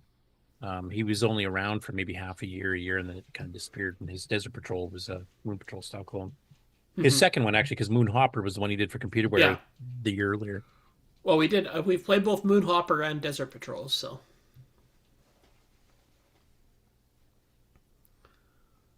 Yeah. Otherwise, I don't have any more tips. Except that the thing mentioned in the manual that if you do have to collect the treasure, and if you get a little, what is it, 7 or 8, or you need to complete a level, you get a 5,000 point bonus or something. Something like that. I can't remember exactly, but I seem to get it every time I finish the level, so I don't think I ever missed a treasure. Yeah. I did, actually, now that I'm thinking about it, because at 23,000, if I'd gotten the 5,000 bonus, I should have been well past 23, so I think I did miss one somehow. Maybe I died right before it came in, then it started up as passed. Yeah, or unless you only get the treasure if you collect all 7 treasures without dying. Yeah. I only had one game, so I don't really know. I'm pretty sure I missed one and did not get the big bonus, so. But yeah, it was an entertaining little game, and I like the fact that, like the early days of Chromaset and T&D, when you got them, most of the games were like in basic and stuff, so you didn't get really extravagant ones. You get like text adventures and minor arcade games. But as the years went on, they got more and more machine language games. You get maybe 1 or 2 in issue type things. So it's kind of like having a free subscription to arcade, like some of the modern streaming services and stuff too, where you can just get new games every month type thing. That would have been kind of fun. And then of course when T&D got the rights to Tom Mix and some of the other third-party companies and started including those, you can actually collect all the ones you missed, like Sailor Man and Donkey King and that kind of stuff too. So it was a really good deal. I think it's why it lasted so long. It almost lasted as long as Rainbow did. So it's back when things were really good. When you did that, you could get a subscription, and then you got games that you owned, and the company couldn't just turn them off. Oh, we're shutting down the server. That game you paid $80 for it? No, never mind, it's going down. Yeah. $80. Yeah. I think some are more than that. $80 if you bought it within a month of the server shutting down. They'll be like, okay, well, we're lowering the price, okay, and now we're shutting the server down. Yeah. Not enough people bought new copies, so sayonara. Or Concord. Hey, is that Rick's front yard? Yep, looks like it. Oh, yeah, I wanted to complain. Yesterday it was sunny and almost 60, and that's snow. All snow melted. Yeah, we had a bit of snow last night. Well, no, it's snowing right now. It doesn't show up in the camera much, but no, we can see it. We're expecting a couple 3 inches today to make up for the 60 that we had yesterday, and all that grass and stuff that can go away again. Asphalt, It will with 3 inches, yeah. Yeah, that's like us. Like we had a smattering of snow, probably about maybe a quarter inch, half an inch, but it dropped down to. Well, it's minus 18 Celsius, 0 Fahrenheit right now, and that's actually warmed up from this morning. Yeah, we're a little under that, and we aren't going to get over it. So we're going to keep the snow around and have a good look at it, and shovel it and move it around. Yeah. What's this snow you guys are talking about? Oh, shut up, Ken. Go away, Hawaiian shirt guy. Yeah. Hey, we have daffodils coming up where I'm at. We've got crocuses, and actually some of the cherry blossoms have already started coming out. Yep, they think it's spring. Rick, I think we have to cut them off from the show. No, right.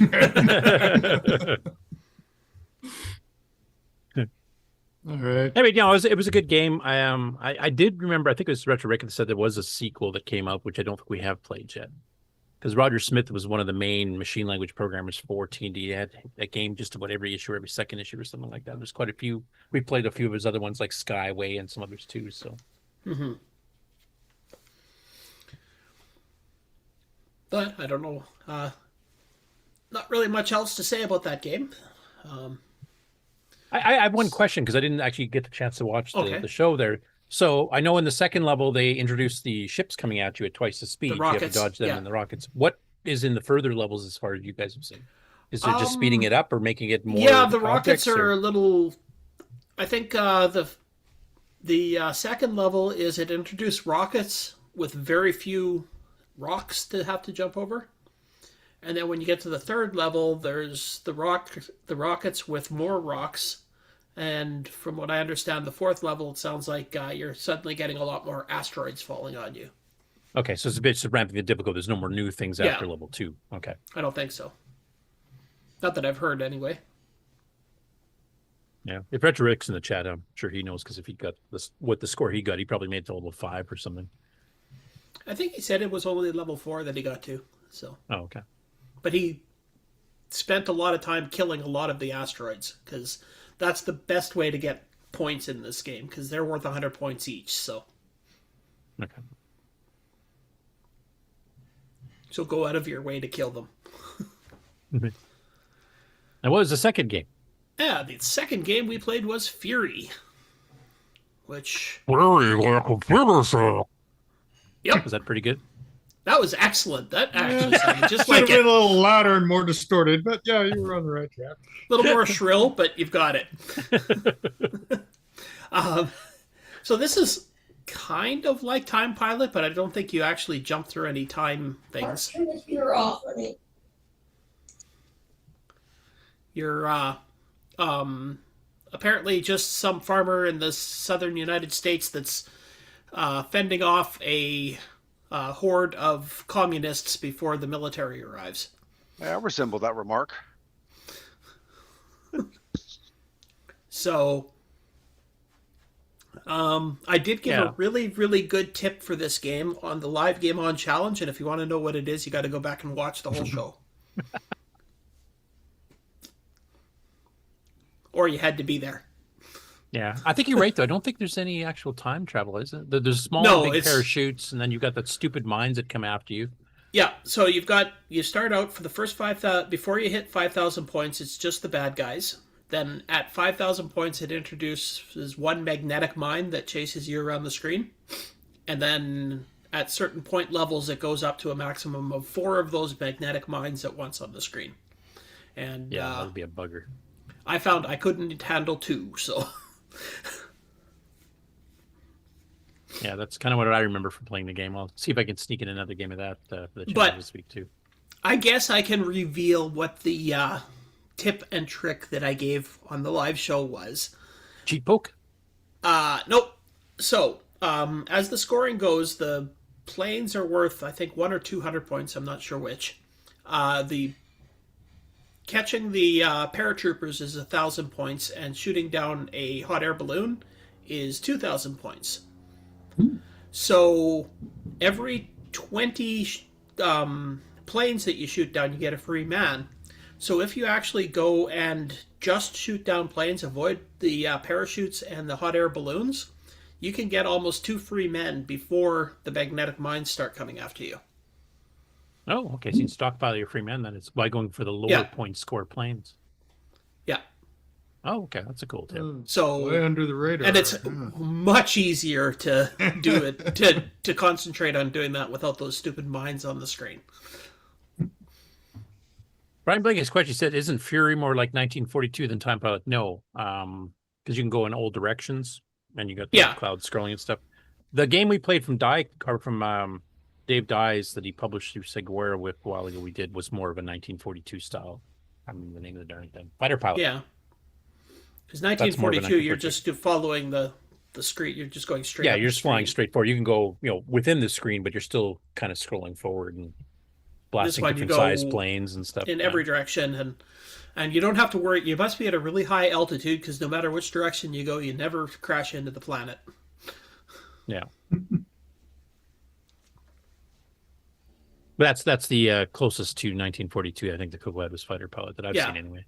Mind you, there's some of these T&D ones I've never seen. Like this one that we just played here, the Starskid one. I'd never actually played that before. This is the very first time. Well, there you go. Something to add to your website. Website. Yep, I'm actually hoping I can sneak in a few little updates. It's just that time's been kind of compressed here. I did do one update due to circumstance I'm not going to get into here, but a minor one.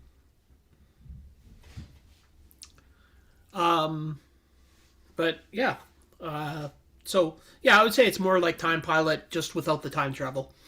But as you go, then it starts introducing things like helicopters and stuff like that. So, which is kind of Time Pilot-ish because you start with biplanes and helicopters. It's just that you don't have a big bad guy you have to kill to then jump right to jump to the next level, time. Next time period.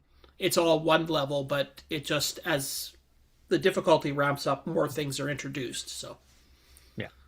And the really thing that really messes you up is you cannot shoot the paratroopers. You have to hit them with your plane. Yeah. And I don't know how many times I've been flying straight at one of them, and I'm like, try to dodge him because, like, I'm trying to shoot him, and then I realize, oh no, wait, I was supposed to hit him. He's not a balloon. You've got to see the splat on the windshield. Huh? Yeah. Yep. Wow. But other than that, I don't know of any tips or tricks for this game, other than one thing about it, it's a game that does not take very long to play a game of it. So yeah, you tend to die pretty quick once the mines start coming out. Yeah. I mean, you can rack up a score really quickly by shooting the balloons, but yeah, you can die pretty quickly too. But definitely with the mines, you got to fly away from them, and they'll only follow you for a certain amount of time before they'll disappear. So, but yeah, I don't know. Anybody else have anything to say about that? Well, I know that I think you covered it during the Game on Challenge. Maybe we covered last week that Fury was claiming by Computer Shack to be the first talking CoCo game, and that's not true. But yeah, kind of into that already. We also had that discussion on the live Game on Challenge. So yeah, it had a fair bit of speech, I guess, because it would say player 1, player 2, your shot, Fury by Computer Shack. So it had a fair bit of speech kind of compacted in to a 32K program. So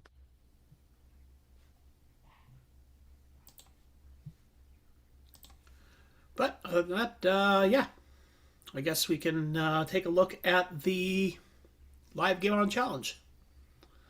And I don't see Sloopy here at all, so I guess it's up to you. I'll be talking about it. He's playing hooky again. Jeez. Yeah, and while Ken's loading it up, the Game on Challenge is 8 p.m. Eastern every Thursday. You can play it live on the CoCo Discord. You can, pester people from the chat room if you want. And you can play the 2 official games that are competing for high scores for that particular week. And if you get a hankering to do so, you can also play some other games. You don't have to play the one, so it's obviously recommended. Looks like you had a fairly good turnout too. Yeah. And heckling is not only allowed, it's encouraged. It is. I mean, Wingnut was supposed to get his neighbor to join the game and play, but he never did, so. Did someone mention heckling? Oh, I'm so there.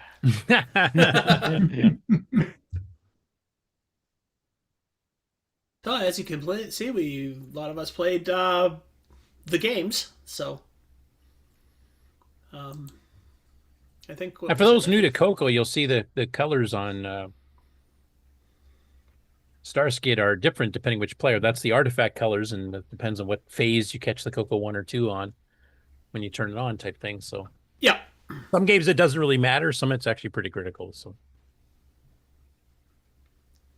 you can see the upper middle one there. It's got the rockets coming at him. Yeah, so that's at least level 2. Yeah, it is level 2. He just started it. And let's see if I go forward a little bit here. Oh, we finally had a live reading of the instructions. Although Sloopy was in the bathroom, so he forgot to change the camera. Change the camera. So one thing I do remember, I don't know if you guys got a chance to show it, but when you bought games from Computer Shack, later Midstrom, when they renamed after getting in legal trouble with Radio Shack, they used to come with fairly simple little, standard, colored light cardboard like you're seeing here, but they usually give you a sort of a front cover thing that came in the baggie. It was a full color picture. They had some really nice ones, and actually Fury was one of the first ones I ever saw that actually had one of the really nice color covers for it. Well, if you look at the bottom there, you can see it actually had a griffin or something on the front. Yeah, that's the Midstron logo that came out a bit later from the Computer Shack original. This is where Mark started reading the instructions, but Jim was highlighted, so nobody got to see a big close-up of the pretty front cover. Man. Well, there's always next week. Yep.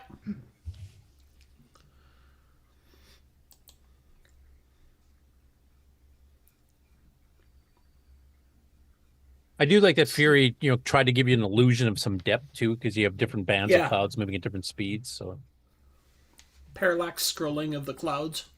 Yeah.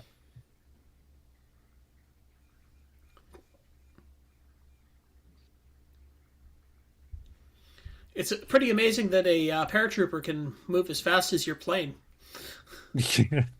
Maybe he's in one of those jet streams. Right. And the hot air balloon can go just as fast as the helicopters and the jets too. Well, that's because it's controlled by aliens, obviously. There you go.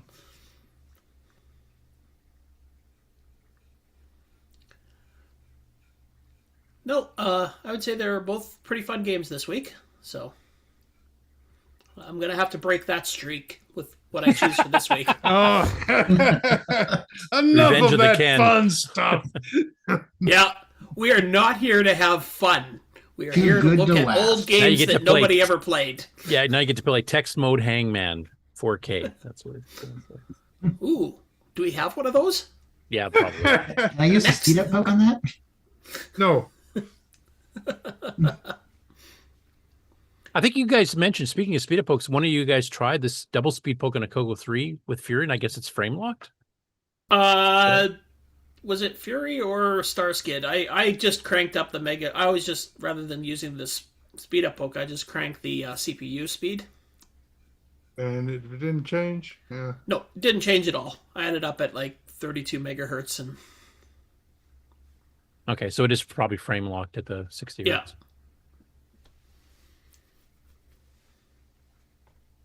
I mean, the speech should sound a bit higher pitched and maybe smoother. Did you notice any difference there? I think it was Starskid that I did it with. So. Oh, okay. I will have to try it on Fury this week. Yeah, because it might be Smurfette style, like 30 by Computer Shack, something like that. No, it'll probably be more like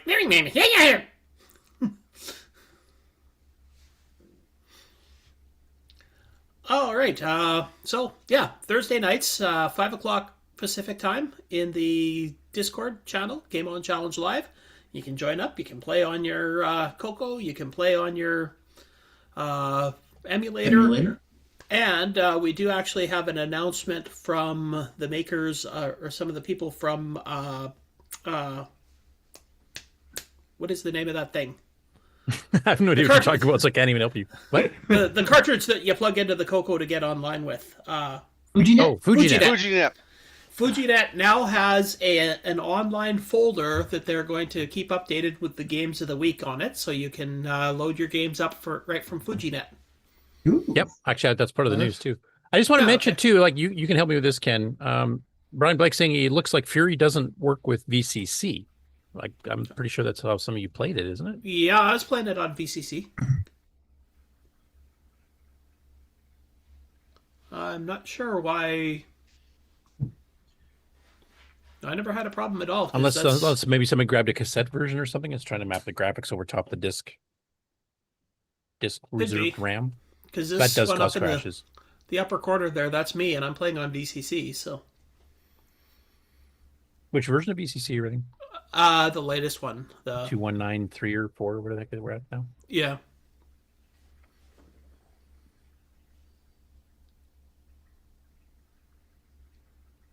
Yeah, so Brian, I'm not sure what's happening there. I don't know if you have an old version of VCC or Or maybe there's like there might be cassette and disc versions on the archive, and the cassette version, if you try to load it on a disc system, probably would eventually crash.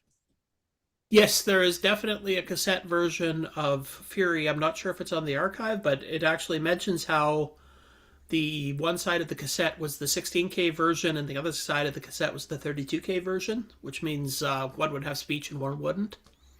Oh, okay. So I don't know if those are on the archive or not. I had 32K by the time it came out, so I never tried the 16K version. Yeah, but it was one of the ones that the cassette was double-sided with different programs on either side, so... Yeah, I believe Robot Battle, later renamed to Android Attack by Spectrum, which is a Berserk-style game, did the same thing. They had a 16K version that was just the basic game, and then the 32K had the talking androids with the Elmer Fudd lisp. So one of those games where when you bought it, you only had 16K, because I remember this when I was a kid. I had a game or two like that, and you always just dreamed of that day you could have that 32K that you could load the other side. And you get a free upgrade. Now I can hear it say, into the what?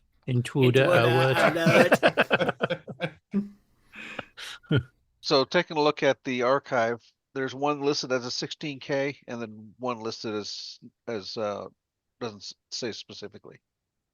That's under the cassettes? Yeah, there's two cassettes. One says 16K and one just says Fury. So that would be the two sides of the cassette. But yeah. That might be if he's trying to use the cassette version to run on VCC, that might. Well, the one that doesn't say 16K is actually a 40K file. So, whereas by the way, Brian's saying his issue seems to be no keyboard control for the joystick in VCC. He said weird, worked fine with Starskid. I'm assuming you guys are playing with actual controllers. Yeah, I just have an Xbox controller plugged into my computer, so. So maybe I'll have to see if the keyboard mapping or something is weird on it. If you're switching to keyboard controls instead of, say, mouse or joystick controls. Yeah, is there keyboard control in Fury? No, I think what he's saying is he's trying to use the keyboard controls under VCC to simulate a joystick. Oh okay. Yeah, the keyboard joystick. Now, this may be a case where you'd have to hold the keys down to do like diagonal movements and stuff, rather than just point it and tap it or whatever. So maybe that's a little off. I'm not sure. Yeah, I think you definitely have to keep your ship faced in the direction that you want to go. So you probably have to push and hold the key to move in that direction. And then diagonals would be pushing and holding two keys at once.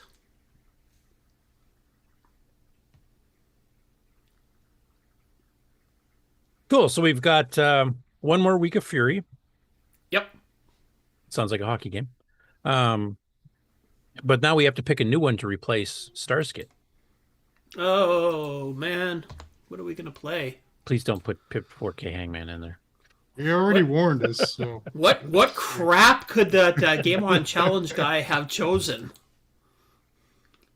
We'll find out shortly. Oh, I recognize this one. Atomic Software. Yep. By RNS Krotz, if I remember correctly. I think everybody can guess what this game is based on.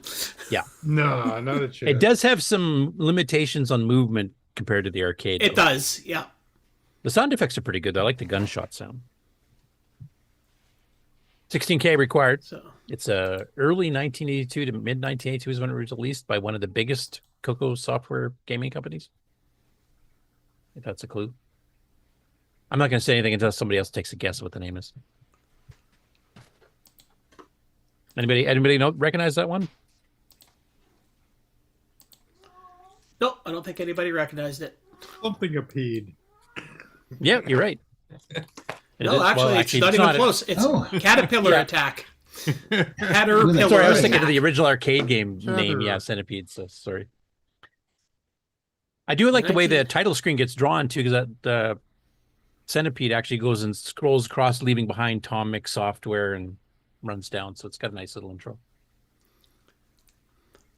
Yeah, but this was one of Atomic's first machine language games, I think, for the CoCo.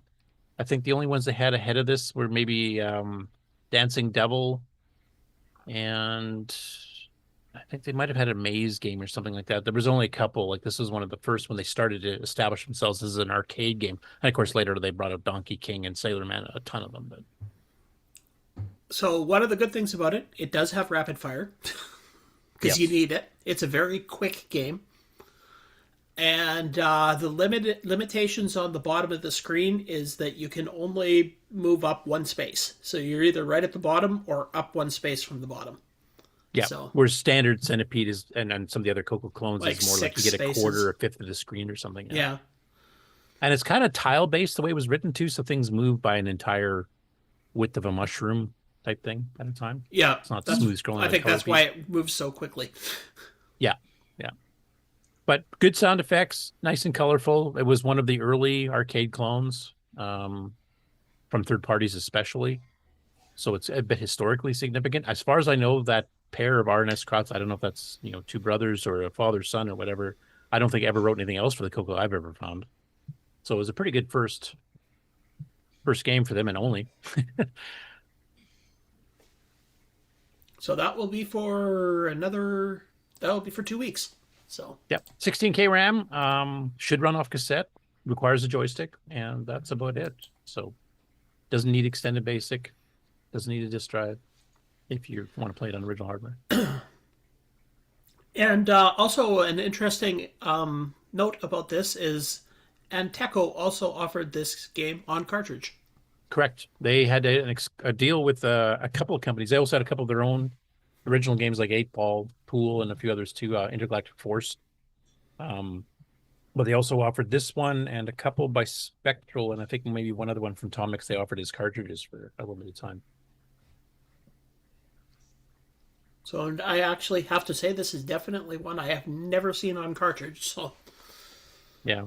I think Sixie's in the chat. He might remember that because some of these ones, Microdeal and Dragon Data, actually produced on cartridge that were never on cartridge here in North America. So I can't remember if this is one of the ones that was offered on cartridge. It would have fit on one, like an 8K ROM. So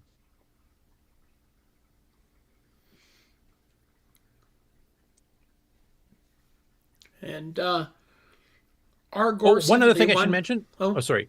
Go ahead. I was just going to say, Argor71 in the chat says he played it a lot when he was 11 or 12. So I'm expecting a score in the Game On Challenge Discord channel. And I expect it to be really good. A high score. Yeah. The one thing I mentioned for those Centipede purists, this is missing one of the elements that some of the other CoCo clones have and the arcade has. There's no scorpion and no poison mushrooms. You do get the flea. There is a spider.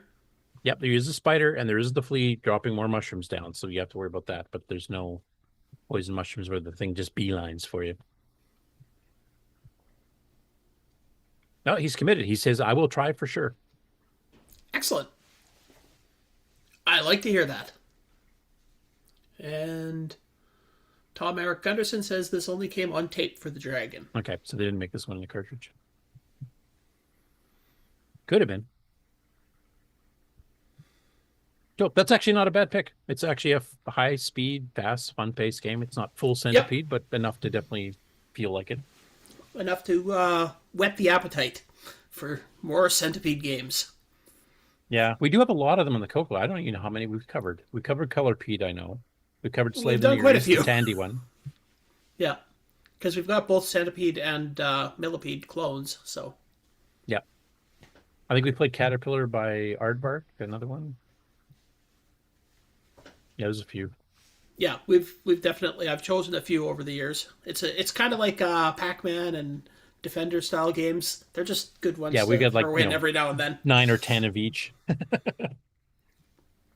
Tommy Gardens is saying he believes this is one of those that needs an analog joystick. I think it does. Isn't the horizontal position based on the position of the joystick, or is it you move left, move right? Well, like up and down, you don't care. One little trick about this game is it is because it is one of those games that works excellent on an emulator using the mouse as the controller. Okay, so it's definitely analog based. Yeah. So if you're playing on the emulator, just use your mouse, and it's really easy to control it. Except for when you have to move up a level, then you have to move your mouse all the way to the top of the screen. Oh, 6E or 6809E, I guess he's changed the name here. He said he played this a bunch as a kid too on the Dragon, and he said one of the games, friend of the family that had a Dragon 32 owned before we got our 64. And yes, analog is required. So, those of you that only have digital joysticks, you can try, but you'll only be able to fire from 3 spots. Though you can dodge up and down, so you might be able to last a few seconds anyway. I would definitely suggest then. Well, I mean, if you're playing it on, if you're using a digital joystick, you're likely playing it on an emulator. So just use a mouse. Yeah. Right. Well, some of the Xbox controls have analog options too on some of this stuff, don't they? Possibly. Or maybe it's PlayStation. I'm thinking of. I can't remember. I've never actually figured that out on mine. I've never actually owned an Xbox. I just own an Xbox controller. I don't have one either, or a PlayStation. Yeah. And I only own an Xbox controller because it was a USB controller that was like $2 at the Salvation Army. So it's not the big one, is it? No, it's it's the regular sized Xbox controller. Yeah. They have a historically comical controller that I was hoping you might have had. So my PS3 controller has analog on it. Okay. Have you ever tried I thought there were some that did support. analog required games like this? Yeah. And it works? Yeah. Oh, good. Yeah. I guess I should go look. I think I have about 6 or 7 PS3 controllers. I should be hooking those up. Let's see. I mean, the world needs a good controller to CoCo interface because they've all got the analog thumbstick on one side that you could use. Yeah, VCC only recognizes the one stick and I think 2 buttons here, and that's it. Mm-hmm. It ignores all the rest of the buttons on. Yeah, so does mine. That's the same with my Xbox controller. It just recognizes the one thumbstick and 2 buttons. Yeah, Argor71 in the chat saying, see, most PC controllers have 2 analog sticks on them. The joysticks are smaller in the CoCo, though, so it's a bit tougher to control because basically just a little thumb thing. You don't move that much. Right, like your thumb's Black not as Beauty good or a as Deluxe. Yeah. Cool. So we got a couple of games to work with, and the next Game On Challenge on Thursday, 8 p.m. Eastern, 5 p.m. Pacific time, or as Ken calls it, real time. Play those 2 games and some other CoCo ones if you want. And don't forget that this will be the last Thursday that we play at this time, because next Thursday, the time change happens. It'll be a different time. After What that. time change? What are you talking about? So Exactly. for all of you living in the central part of the country, you'll have to move your times by an hour. The rest of us will just have to move our clocks ahead of time, and it'll be on the same time. Yeah, Arizona, Hawaii, Saskatchewan, all Puerto Rico. change. And God, I wish that we didn't change our times. Yeah, you've been spoiled. You've actually lived here where you didn't have to. So, and I haven't lived in Saskatchewan for 25 years, and I still cannot understand why every other place I live we have to change the stupid clocks.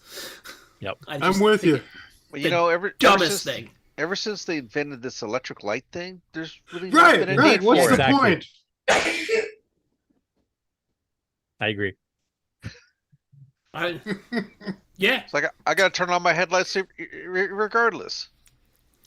Right. Well, the farmers go out when the cows moo. It doesn't matter to them. When What's the point? When I lived in Alberta in the wintertime, wouldn't have mattered when the time was. I got up and went to work in the dark, and I went home in the dark.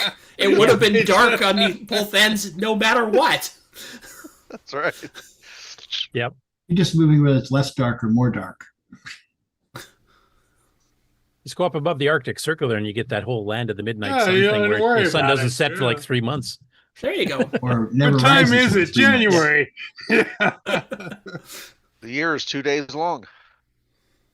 By the way, TBJ Chris in the chat says both Xbox and PlayStation have analog sticks. The PlayStation's had it since the PS2, he thinks, and the Xbox right from the beginning. So as long as VCC recognizes those properly, you should be able to use those. I've never figured out how to make it work with analog on this Xbox controller, so. Yeah, it kind of picks the digital sticks first, and then you don't have a choice to, you know.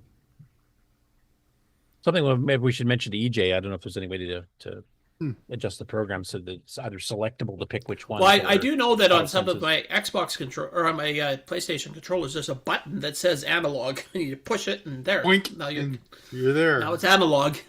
Nice. Although VCC works well with my controller, the XROR Online doesn't recognize it at all. Doesn't recognize it exists. Yeah, XROR, when I've tried it with with the adapter that Paul Fiscarelli did, it doesn't do the movement right. The fire buttons work fine, but the movement's totally screwed up. It's I think one axis is backwards, and I don't know why that happens. Have you put in a complaint? I can't use it in XROR either. Have you put in a complaint to 60 about it? I think I mentioned we went back and forth a few times. It just that there's so many different controllers. I think it's just trying to figure out how to interpret each one. Which call it. It's one of the reasons running drivers and stuff for Windows is such a difficulty, because it's like, here's 5,000 versions of a graphics card. Try to support one. Right, you can get it right 999 blah blah blah out of a million, and that's not good enough because there's still a couple 100,000 people that doesn't work. And this is why the CoCo 4s, like the Delmar and stuff here, you'll had drivers for very specific cards because you had to write it for that card. I mean, nowadays a lot of it's abstract in Windows. You don't have to write like a core driver and let the Windows operating system itself handle the rest of it, but it still gets pretty complicated if you want to go down to the low-level stuff like we would have to do. All right. Just make all your games keyboard, then you don't have to worry about it. I'm just kidding.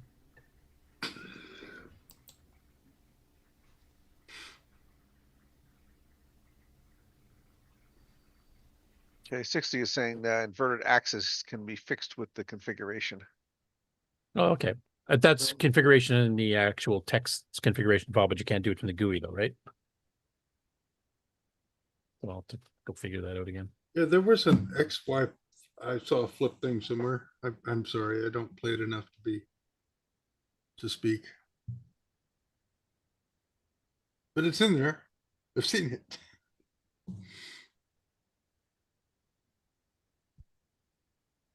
Okay, cool. Anyway, be there, be square, Thursday, 8 p.m. Eastern, 5 p.m. Pacific. Yeah. And when is the time change? Next weekend, or is it? Next Sunday morning, it'll change. Oh, so after the regular show and after the game on. Yeah. Yep. Okay. But this will be the last Game On Challenge live before the time change. So. Yep. So then I have to start arriving here an hour earlier. I got to remember that. Yeah. After next week. But not next week. Yeah. Unless the show goes past 2 in the morning, it's Sunday. Yeah. I'm not planning to do that. Oh yeah, how long does this show last if it goes past 2 in the morning on Sunday? Does it become shorter? Do we revert back? Do we skip an hour? What? Okay, we'll have to go watch and find out. You don't change the time until you're actually finished your shift. Because I used to work a night shift, and that's how they did it on the time change day. Oh, okay. Is you worked until, like, if you worked past the 2 o'clock is when the time changed. But if you worked past 2 o'clock to like 4 o'clock, say, you were working till 4 o'clock, but then the next person started at either 5 or 3 on the new whatever, whether it was jump forward or jump back. So it screwed up all over, just like we thought. Yeah, they just there was just an hour gap or an hour overlap of on the timesheet for. Depending on what part of the year it was. Yeah. I've seen a nifty logging format in which they insert a little D or a little S in the date stamp, and it tends to cause the sorting to work right when you jump from daylight to standard and standard to daylight during the day. Really? If you do the lexical strcmp kind of sort. D comes before S. Yeah. This is always the problem when you've got services running in your back end and you've got SREs in different continents so that, one team can take over from the previous as the sun goes around the earth. Do you just put your logs in UTC everywhere, and everyone does the mental calculations all the time? That was 2 hours ago. Or do you try to print it local and still have it sortable somehow? And this was really cool. I can't remember the detail at the moment. It is funny though, because I was in a job that was government related, so the time clocks were all Zulu time or GMT or what have you. Yeah. And Greenwich Mean Time. so many people complained about their time cards. Yeah. Because they couldn't figure out, daylight savings time changed. Now all your time cards are different. Because Google started out as a tiny little company, like all tiny little companies, and you don't think about scaling to, right, being a massive worldwide company when you first set up your standards. And so for a long time, like Google Standard Time is whatever time it was in California, and this had the day jump. Oh, GST is Google Standard Time. That's That's affected by daylight time. Yeah, okay. But when you're a small company again, and this blip occurs in your charts only twice a year, because everything got accounted to 1 hour twice or something. Right. You don't care. You know what that was.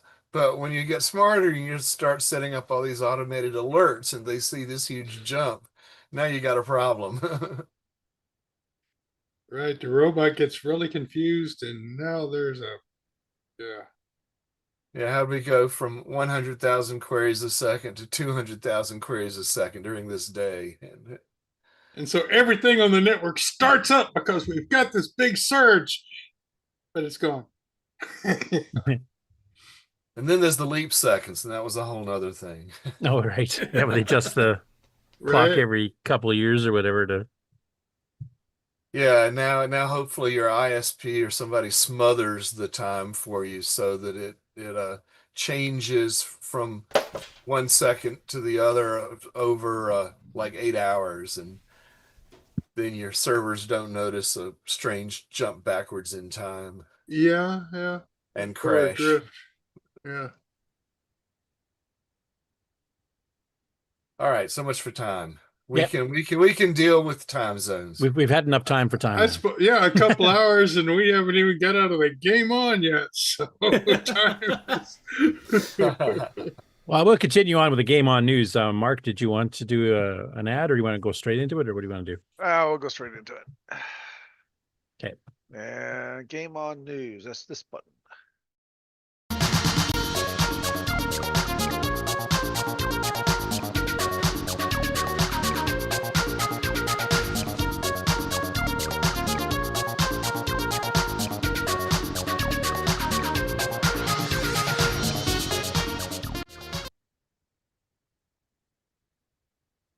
Okay, so first up, website Ringa in Blue, which covers adventure games for all platforms, and even including stuff like mainframes and things too, is covering a text adventure called Death Star, as you can see on the title here.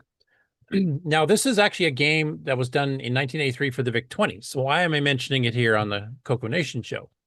The Australian author of the game, which is a guy named Daryl D. Reynolds, originally did this and 2 other games for both the Model 3 and the CoCo. So he started on those machines first, and then he eventually ported the VIC-20 kind of, I guess he got better sales there, so he kind of switched over.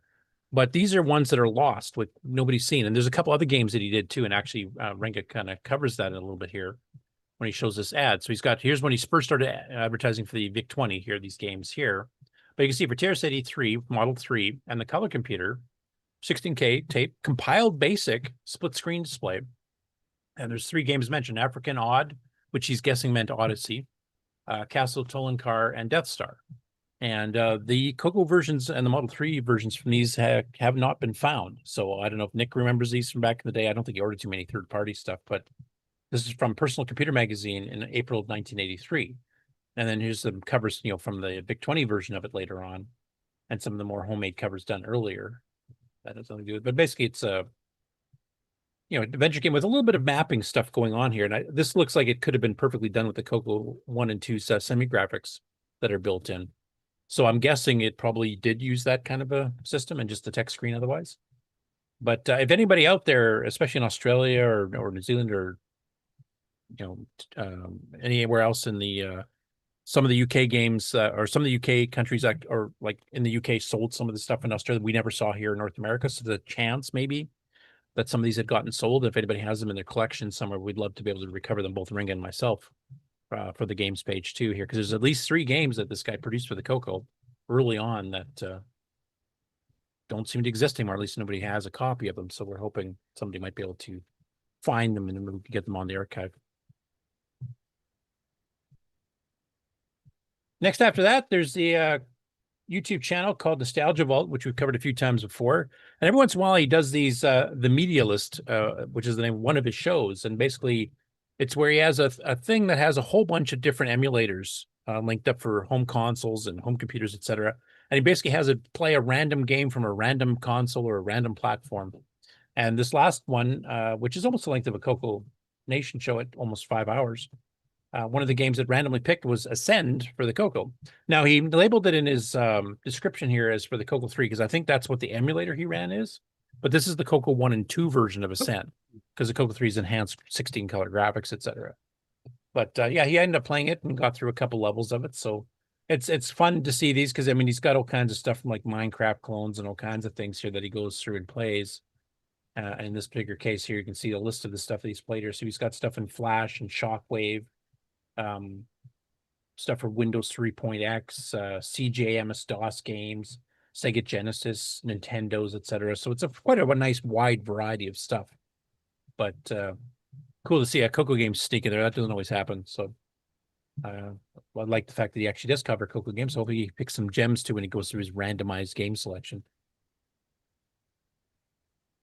Next up, this is actually based on a post that was done earlier last week on the CoCo group on Facebook, and people are asking for cheat pokes, or is there a list of cheat pokes? And I do know, like, some of the old 500 Pokes, Peaks, and Execs books that did Rainbow used to publish little cheat pokes stuff. I know we published some of them in our newsletter at a local computer club here, but I haven't seen a list, active in quite a while. But a guy named Stephen Wallace actually decided to actually publish some. So, and they went a little beyond. Like, a lot of the cheat pokes are basically how to get extra men. So, defaults to 3, you do a poke and you can change it to load A with 255 and you have 255 men. But this actually has some extra things too. Like, some Beanstalker, it gives you some of the access codes. These are little hidden codes you could type in to get different effects on the gameplay itself, like how to skip a stage or increase your lives, not just the cheat poke of how many men you start with. And then there's some other ones here, and it's kind of in alphabetical order. Of course, there's a ton of games not covered here, but we could definitely add to this later on, I would think. Like Colorpedia has an option, not just to cheat on how many men you get, but to speed up or slow down the game, which might be kind of fun to play with. And here you got stuff like Donkey King. You can do how many lives you got in a practice game, regular game, but you can also tell it, what level do you start on. So if you've never seen the conveyor belt stage because you're not good enough to play that far, one poke, and when you start up the game, it'll start on the conveyor belt stage. You can actually kind of experiment with it. And there's other ones here too. Dragon Slayer, which is a very complex game with 160 screens in it. You can actually change which base level you're starting, so you can see some of those screens if you've never seen them before. And then there's other stuff here, like Fire Force has a whole bunch of hidden stuff. I think we talked about that when we played that game before. The Frog has a poke to improve keyboard response. That should be a permanent patch in there, because that thing is really delayed on keyboard keys for a Frogger clone. Galagon, you can change the speed of the waves as they come down.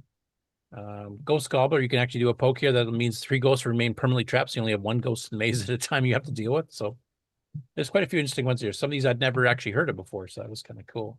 But if you guys have any others that are not mentioned on here, please leave comments there and you can update the list, and maybe we can kind of revisit it every once in a while and let people know there's some other games that you can do some extra things to. Next to that, David Murray, of course, the 8-bit guy. We've played Quarks recently, and there's CoCo 1, 2 versions of Quarks, and there's a CoCo 3 version of Quarks.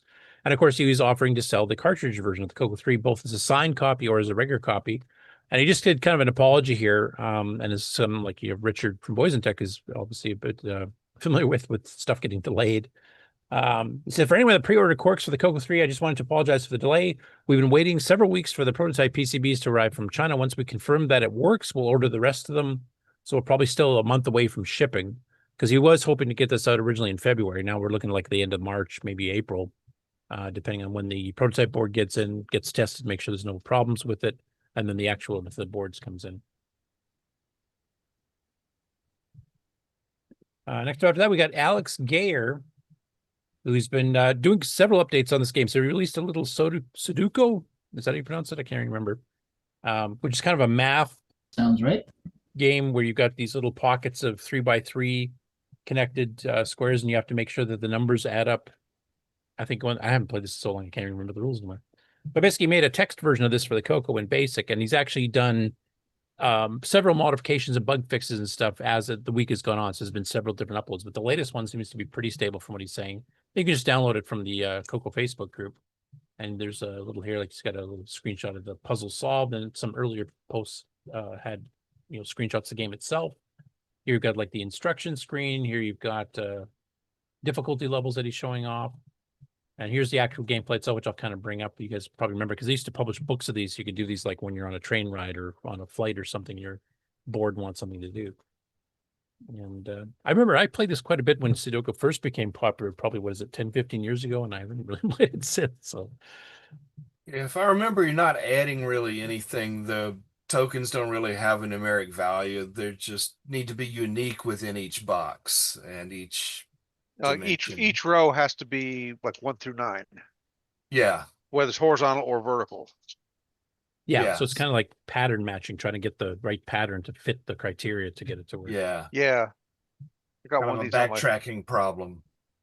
Yeah. Try something, you end up in a situation you can't get out of, you start to backtrack and look for something else.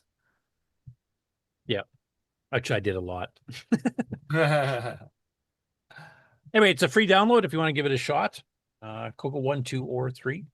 I think it's probably small enough because he's using text too. I think this is one that Jim Gary could port, and I think Jim has already done a Sudoku before, so I don't know if this one has any advantages. Well, it does have the multiple skill levels and things too that I don't think Jim's original one did, so that might be a porting project for him. Next up, we've got Attempts at Gaming Channel by LRU, which you covered before. So he does video recordings of some gameplays on Dragon games, usually, occasionally CoCo ones too. But he's trying to submit these scores to some of the official high score sites, and there's quite a few CoCo and Dragon games in some of these sites now, so people can compete against each other, for the worldwide title of who's got the best score in a particular game. And this particular one here, he's playing the Dragon game Jet Boot Colin, which I'll play a little bit here. I'm just going to turn the sound on a bit. And this one looks like it was originally just defined for artifact graphics, just by the way the text and stuff looks. So this might have been a game that was originally for NTSC or something, which is a bit odd because I think it was sold in the Dragon. I don't remember it being sold for the CoCo back in the day, but basically you're moving Jet Boot Colin here, dodging everything that's flying around, trying to get the treasure on each level type thing. And pretty nifty sound effects. Next to that, speaking of Jim Gary, he actually did multiple updates and ports for the MC10 this past week. So the first one here is called Nellen is Thirsty by Dr. Furman H. Smith, 1980. Now, I think he actually had ported this one before, so I think he was doing some changes to it in this case. This was originally published in the August 1980 issue of Recreational Computing magazine. And I'll just fast forward a bit through the listing here. So it's kind of a text adventure, except it has like a compass here. And it's kind of a pseudo, low-res graphic kind of representation of the map that you're on too. So it's not just a text adventure. And looks pretty good. I don't remember what the changes was that he did on this particular one, but I think he had ported it before and probably just did some bug fixes, maybe some optimizations, because he sometimes goes through and tries to speed up the code a bit. Another one he did here was the MC10 version of Millborns, and this is version 2, as you can see here. And this is based on the card game, which I think is French in origin. Frederick's still here. He might remember that or not. I remember seeing like a card game, and you're basically doing a car race with cards that you pull out for, stopping for pit stops, etc. He spiced it up with a nice little intro screen that actually looks like an F1 racer type thing. I was using the alternate color set for the text, etc. And this was originally done by HLO. I don't know if that's a company name or somebody's initials in the 1980s. This was ported to the CoCo at one point. That's loud. It was ported at the CoCo, but it was actually done with a graphic driver. So apparently whatever machine it was ported from to the CoCo in the first place had like at least a 40-column screen. So the CoCo version, Jim had mentioned in the comments and the description, that the CoCo version was using a 51 by 24 screen driver.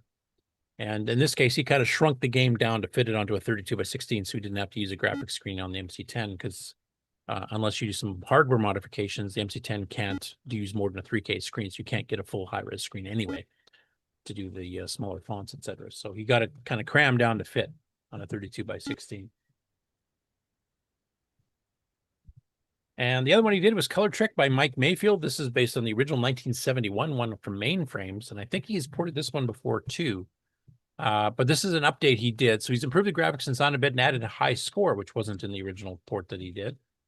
And I mean, a lot of this is what a lot of the early Star Treks are based on. So there's Color Space Trek from Color Computer Magazine. There's, the ones by Spectral that we've actually interviewed the original author on. There's a ton of these types of games that were around at the time.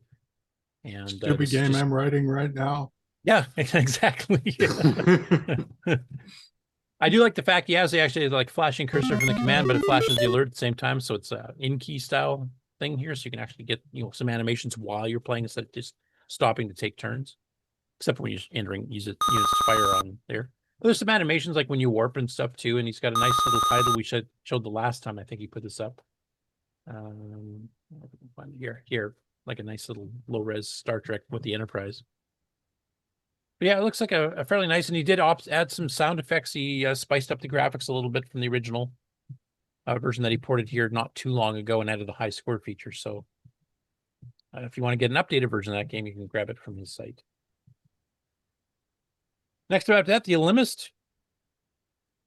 He's been covering a whole bunch of speed run adventure games, which I didn't even know was a thing until recently.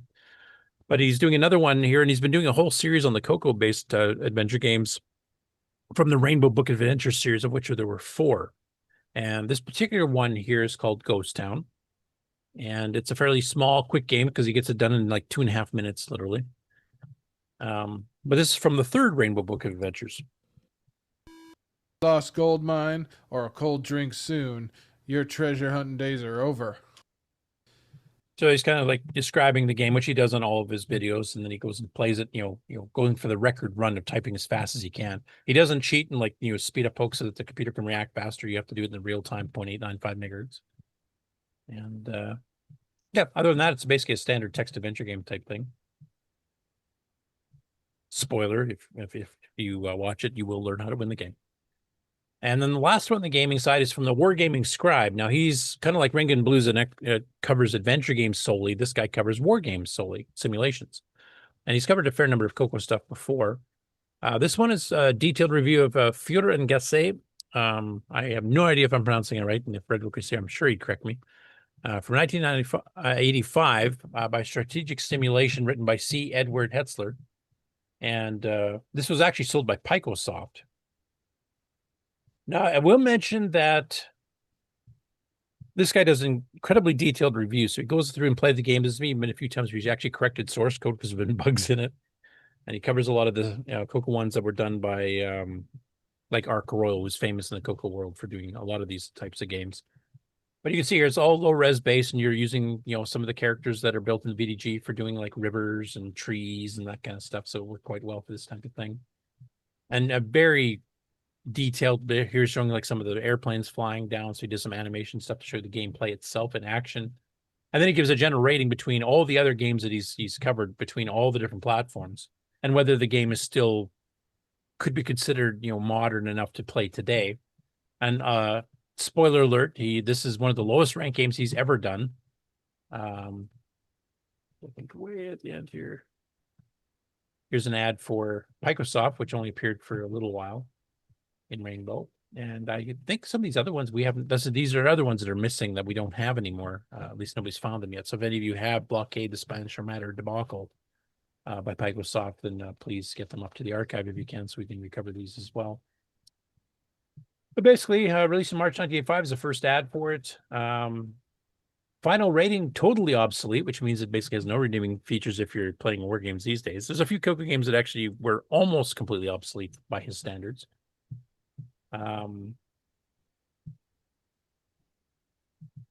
He said, did I make any interesting decisions? No, all I did was optimization. And ranking at the time of the review. So out of the 181 war games he's reviewed so far, this one's 179th, which means it's third last. So not too impressed with it.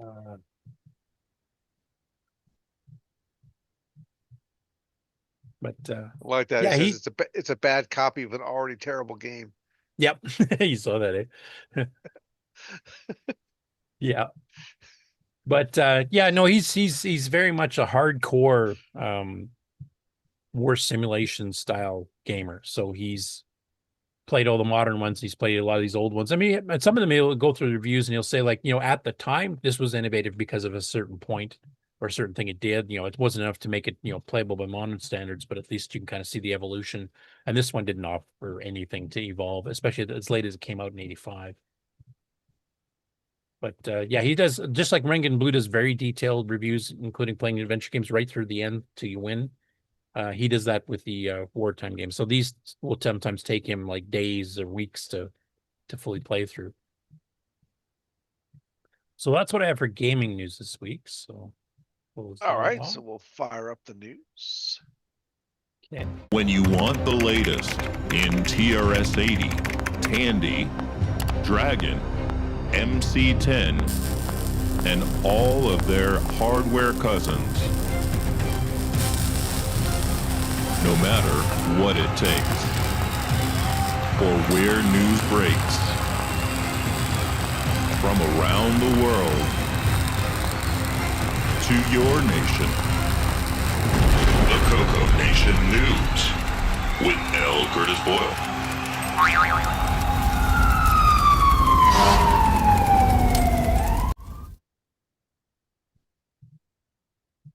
Okay, so as is our recent tradition, we do the Dragon stuff first so that the Dragon people in Europe can get a chance to get to sleep at a decent hour or semi-decent hour anyway. And I can't remember how daylight savings is going to affect that, because I think most of them switch, or do some of them switch? Like Tom Eric Gunderson and 60 and the rest of them here. But I can't remember even if they switch at the same time, because I know there's some different Not at the same time. No, later. There's like a couple weeks that are weird. Well, the weird is you guys switch it all. Like, just quit it already. Yeah, I agree. No, they actually switched to the other side of the road. Yeah. Put the steering wheel on the other side of the car, that kind of thing. So we'll cover the Dragon news first. And actually, there's a couple interesting things here. So on the World of Dragon archive forums, and if you're even if you're a CoCo guy, you should definitely become a member on this, because there's a lot of cool discussions on there. And they've got a ton of Dragon games. A lot of those never got released for the CoCo, and they can get ported over. Like, the hardware's similar enough, most of them will actually run. You might have to figure out keys or maybe patch it for keyboard controls. But anyway, yeah. Anyway, what happened on here in this particular case here is a person, username Dragon Data, which of course is the name of the company that actually produced the Dragon, has actually found original manuals and original cassettes for the language Forth for the Dragon. I don't know if this was something written for the Dragon specifically, or was a port of one of the CoCo versions of Forth, because there was multiple ones of those. There was like Hoyt Stearns, and then there's the one that ran under OS 9, and there's a whole bunch of others. I don't remember off the top of my head.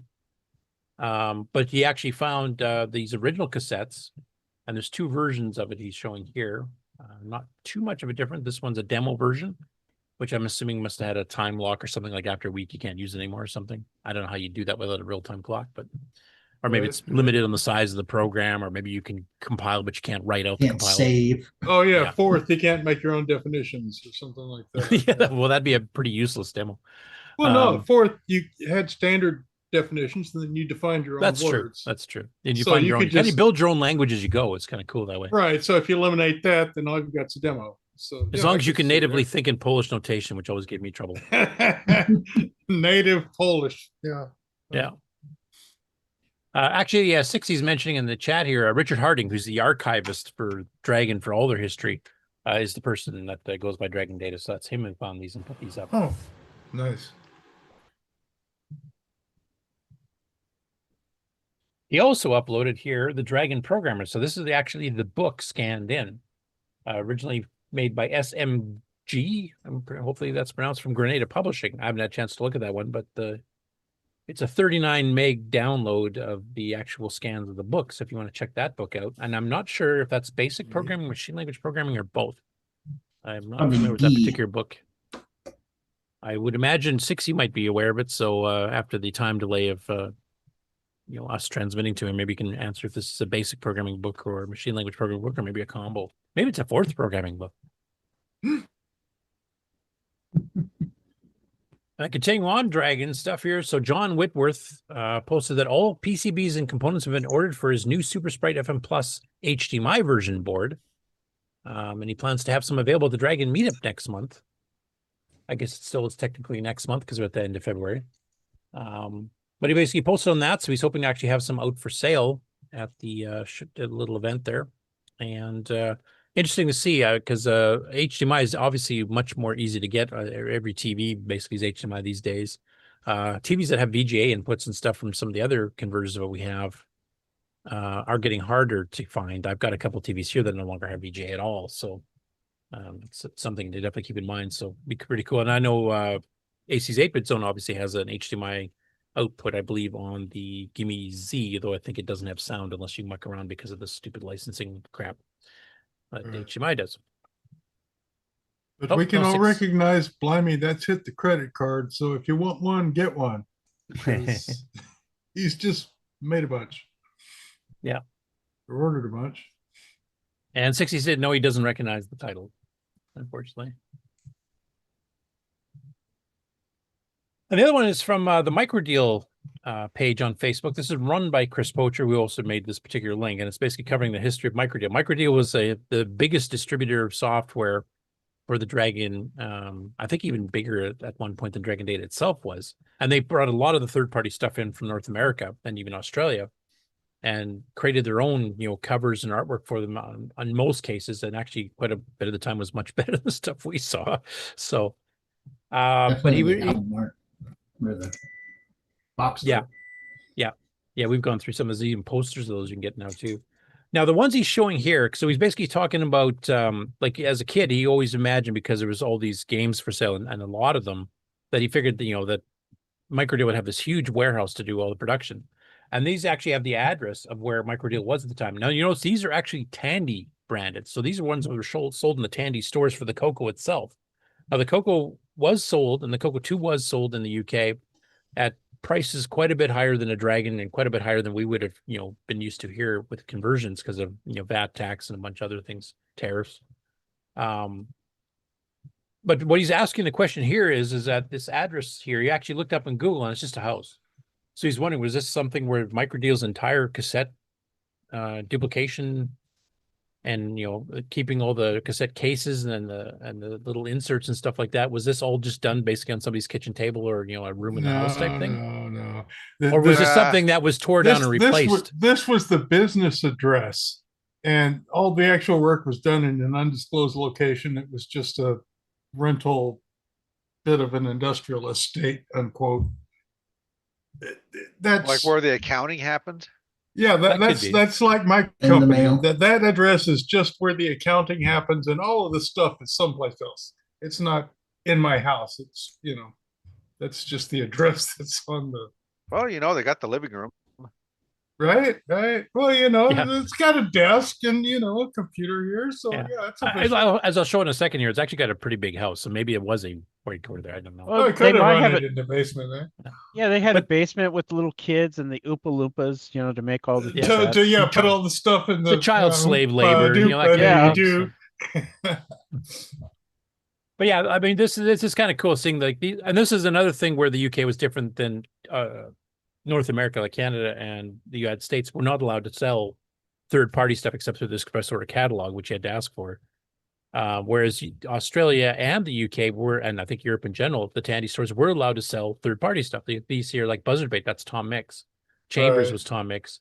Now these were licensed to Microdeal, and then Microdeal sold them in the Tandy stores. You could actually buy these, and if you go through some of the Tandy catalogs for the UK, you can see like Donkey King and some of these games here too, which I really wish they would have done up here, because a lot of people who didn't know about Express Order would walk into a Shack and Tandy's 100 titles for the CoCo was all you knew existed. And you're going, well, that's a lot smaller than a C64 or an Atari 800 or something. You'd kind of go, well, I don't want a CoCo that because it's got such a limited software library. But then, actually, that's not true at all. Right. I remember between getting out of high school and starting my Burger King job at 5 p.m., I hung out at the Radio Shack. And the guy there would pull out stuff from third-party people, and that's the only way that I knew this stuff existed. So, look what you could get. You worked at Burger King too, huh? Yeah, and there was a Radio Shack right behind it. I think that exists to this day. So yeah, I hung out at the Radio Shack from 3:30 to 5 when my shift started and bought stuff with all my Burger King money. I'm just going to catch up on some of the comments here too. So Argor71 says no sound on the Gimme Z, so the HDMI is video only, but you got the audio jack out, so you can just pump it into a speaker or something. Mr. Dave is asking, did buzzard bait require a dongle to play? I know on the Dragon it did. That was one of the ones that had that little dongle as a sort of form of software copy protection, that if you didn't have it plugged in, it wouldn't play. Of course, people hack that out real quick in the code. And then, of course, Mr. Dave's also being a smartass and saying, I remember buzzard being better than Lancer, which he's totally wrong on. I think we all agree Pegasus and Phantom Riders was better than both anyway. And the nobody's going to win this one. Nobody's going to win this one. No, the Joust clone, transcode. And 60 says he remembers seeing buzzard bait running on a CoCo in a Tandy shop. So they actually displayed these so that people come in. So the fact that they had a better software library to show off, but they charged so much for the computer compared to anything else at the time, kind of it's like shooting themselves in the foot there too, I guess, just in a different way than we did up here. So yeah. If history could have been done differently. Next up, we have an announcement from Grant Leedy. And he kind of talked about this last week, but basically the CoCo Fest t-shirts are now on sale. And if you go to the Glenside Computer Club and you get the link for this here in the show notes, it's already loaded on Discord. And of course, all the show notes, all the links to all the stories we cover are on the Discord, published there every day right before the show starts. If you're on the CoCo listserv, you can actually get that Exile in Paradise. We'll post those usually on Sunday mornings, so you can get the links from there too if you want to check out all these stories for yourself and get into full detail with them. But in this case here, they're mentioning, and this was designed by our own Ron Delvaux, who was on the show very early, but he just had some surgery and stuff, so I'm pretty sure he's not on here right now. He's probably recuperating. But he designed the 40th anniversary of the CoCo 3 logo. That is the theme for this year, because of course the original CoCo 3 is announced in July of 1986. We know he's flying high on the good mids. I didn't get a chance to talk to him this morning. He did say he's got to get his foot up, so he's back in the recliner, foot in the air. So hey, there's a promotion this weekend, starting today, ending Monday, that you can get 30% off your order if you order these t-shirts. So if any of you want to get your orders in, you can actually get a pretty sizable discount, probably well worth it. And I think you can pick your own color tees, etc. Yes, and they have previous year's patterns available as well. So if you want to get one from last year or the year before, you can get those as well. Fake a whole history. Complete your collection. So, right, if you want to get those, you can go to the Glenside site there. That's where Grant posted it here. And if you go to glensideccc.myspreadshop.com, that's the place you actually order the t-shirts. And they've got it, all different sizes, and like you guys just mentioned, they got some of the older designs from previous CoCo Fest and stuff too. And 40th anniversary of the CoCo 3 is a big thing for me, because the CoCo 3 is where I actually started to really get serious about programming on the CoCo beyond just basic stuff. Right. And of course, that eventually led to Nitrous 9 and a whole bunch of other things. So, next after that, we have PW32X has released the final, I believe, part of his series on the inner workings of Downland. So he's been working on porting it to a whole bunch of other modern platforms, or at least more modern platforms, because this is considered one of the classic games, kind of like Dungeons & Dagger after, Phantom Slayer or some of the other ones that were uniquely on the CoCo originally, and now been getting ported to other platforms because the games are good enough that other people want to play them too. Other people should be shared. Exactly. All right. So this one here, he goes into a little bit, like he basically has been reverse engineering it. He's been explaining like how the collision detection works and how the graphics are done with artifacting, etc. This is more covering some of the details on porting it to other platforms. And of course, it shows the horror in black plastic, as he calls it, Black Beauty. And for Downland, that's right too, because it's a bugger to play without self-centering. Yeah. But he explains like how he's using like the MAME debugger and Ghidra and some other things, and kind of going into the timeline when he started doing these ports and how he used some of the emulators with debugging tools to go through it. Unearthed Discoveries, which he kind of covered in his previous parts of the series here, which we've covered as they've been coming out. converted them to run in C, so we could actually get it converted over to some of these other platforms. And then he has a nice big list of them. So the first one he did was the PC port. And then he started with these Core 5, so the Dreamcast, the Saturn, the Sega 32X, the Genesis, the Master System. And ready to get C, of course, so it's a lot easier to port to the other machines. It's even got these 4-color artifact color type designs of the various platforms he wrote it for. It's kind of cool. The Sega Dreamcast you mentioned here only took 2 days once he got the main core code done. Sega Saturn took 22 days. And he mentions here, I experimented a little bit with Sega Saturn Homebrew in the long distance fast. Don't remember which SDK actually used. And then he gives you some of the port highlights. Like sometimes he does something a bit more unique to the platform. Here's the Game Boy Advance, which took him 11 days. The Playdate took 3 days.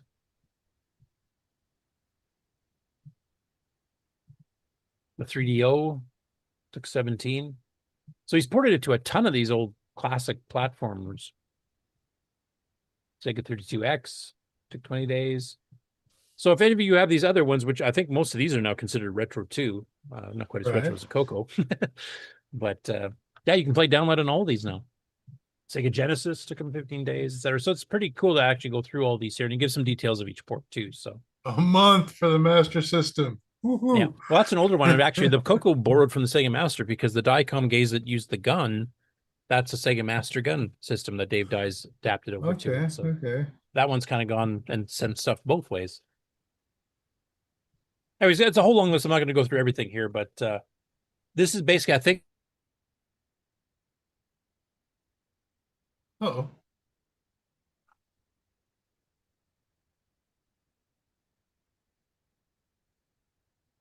Master System overloaded Curtis.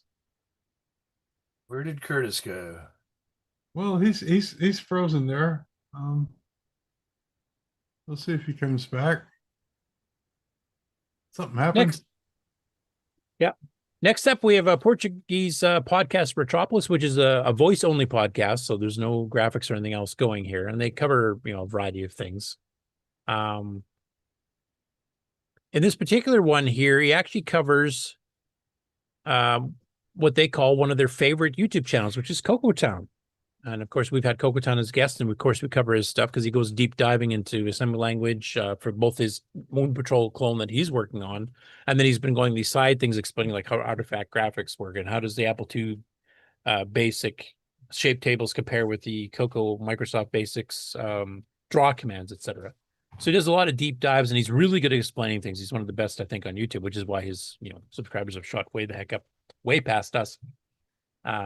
But basically, they mentioned that CoCo Town, I should say, is actually their favorite, one of their favorite things here. This particular case here, because these are only recorded once a month, they're talking about the 2-part he did on the paint command and how the algorithm works, and how he came up with another version of it, I think in Python, that is more accurate, but it's so much slower. He understands why they took the shortcuts they did. And then he also did a one where he modified the paint command to do like more than one source point at the same time, so it actually will paint faster. So I'm going to turn the volume down a little bit because most of us don't speak Portuguese, but I've got the auto translation. I'll turn that on so you guys can see. And caption auto English. So essas coisas assim. You have to read the bottom here. Então, agora falar de CoCo, né? Esse é o meu canal favorito de CoCo, na verdade, é o CoCo Town, porque ele sempre explica coisas assim das internas. So he mentions there, CoCo Town, he always explains these really interesting things about the inner workings of computers. And he decided to make 2 videos about the paint. Now the auto translate says pain, but it's paint. He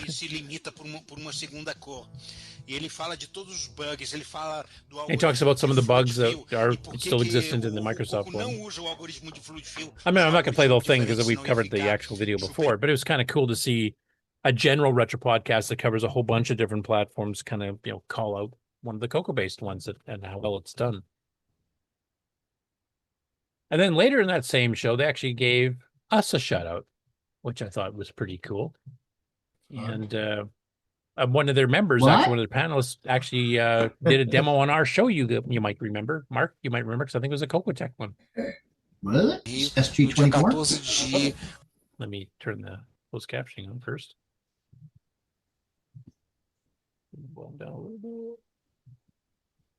março de 2026. E, Juan, o que é outro que você participou aí? Bom, existe podcast chamado The So Juan CoCoNation, said, well, there's a podcast called the CoCoNation, which is a weekly podcast made by the American Color Computer team. Actually, it's also the Australian Color Computer team, the UK Color Computer team, the Canadian Color Computer team. But anyway. Hence the name. So anyway, he's mentioning the extended basic extensions he's been doing that he's been posting to the CoCo listserv based on hdbdos, where he's been doing all kinds of mods and adding graphics, text modes, and adding commands that are similar to the CoCo 3. Mark, you probably remember more of this than me, so go ahead and talk well. Me? I only remember a little bit of it. What was it? What was his name? Juan? Carlos? Castro? Or Castro. Carlos, Juan Castro. Yeah, Juan Castro. Right. I've been following along with it, but I don't remember all the details. It is pretty cool, though. The various support and stuff he's been putting in there. Yeah, like he had 32-bit timers. He added the high-res text stuff. He's added... like alternate characters. Yeah. It works with true lowercase letters now, too, so you can type in your keywords in lowercase and it won't give you an error. Yeah. He's like filled up a 16K ROM with like, a whole bunch of basic extensions. Yeah. So yeah, he mentioned the fact he was on our show, so it was nice for us to get a plug too, as well as CoCo Town. So thanks, guys. Exactly. Very much so. And he's still actively working on this. He's actually been adding more stuff since he was on your segment there, Mark. So might have to have a follow-up next year. Or do you plan on doing CoCo Tech more often than like a general CoCo Tech thing? I plan on doing CoCo Tech. Yeah, no, I plan on doing it more like monthly. So yeah, I've been chatting with Rick Yu offline about getting together and penciling out some stuff. I'd like to get AC from AC's 8-bit zone on here about the Gimme Z. What he's got down so far, just a list of everything he's got supported, so it's all in one place, and then find out what's on his roadmap for future editions, and then of course our usual feature creep, so people can contribute what they'd like to see. Yeah, it would be really nice for Alan to be able to come on for that, because he's basically sold out all the runs he's done so far. He's even got a webpage now to sell the Gimme Z on, and the program report, and it's already sold out within days when he put that website up. So I don't know if he wants to make a partnership with somebody to help build them somewhere else to kind of lighten the load on him. Because I think a lot of the hardware designers, and I think this goes for Ed, it goes for Pedro Pena and Alan and a few others here, the fun is the designing and getting the thing running. Richard, you can pipe in on this too if it's the same with you. The manufacturing in bulk for people is not the exciting part that you guys really enjoy doing. No, is that that's the back-end drudgery. Yes. Yeah, that's true. So Richard, that's your experience too. You'd much rather be designing and just pass it off to somebody else to make, or do you like the making? I don't mind doing the putting together and stuff like that, but then when you have other stuff going on, it's kind of hard to juggle. I actually enjoy putting stuff together. Okay. But after I design hardware, then there's a lot of software to do to adapt things to it and write drivers and drivers hardware. and documentation and. Documentation's my fall. I hate documentation. Yeah. We did get a chunk of the Basic 9 manual done between Wayne and myself, and I think one other person was helping earlier on too, and I haven't touched it in months now because I just hate it so much, but I really need to get back onto it. Yeah. I still have I almost finished with it with my MPI presentation, and that was I was going to be on the retro show, but unfortunately I had a last minute thing I had to take care of, and I was going to get back to it and couldn't. So we could always loop back into a CoCo Tech some evening. Yeah. It's almost done, but it was heads up. Yeah. I'm hoping once this whole wedding thing of mine is out of the way here in a couple months that I can actually get some time back to do some of the hobby stuff. We'll see. And starts the honeydews. Right. Well, I'm sure there'll be some of those too, but it's been doing a lot of the prep work and stuff, and getting invitations designed and out. And, I'm still trying to figure. I need to talk to her. It's just like, what do you see? In this What is wrong with you? What are you doing with him? Right. Do you understand? Believe me, I've heard that before. Do you know what you're getting into? Yes, I do. Anyway, yeah, big thank you to Retropolis for actually mentioning 2 CoCo related things, because like I said, they cover every single computer under the sun, including all the quote unquote semi-legal, or I guess legal in Brazil, probably not legal anywhere else. Well, yeah, required in Brazil might be more Spectrums and appropriate, CoCos and stuff, and they covered 2 CoCo, including our show. So a big shout out, thank you to them.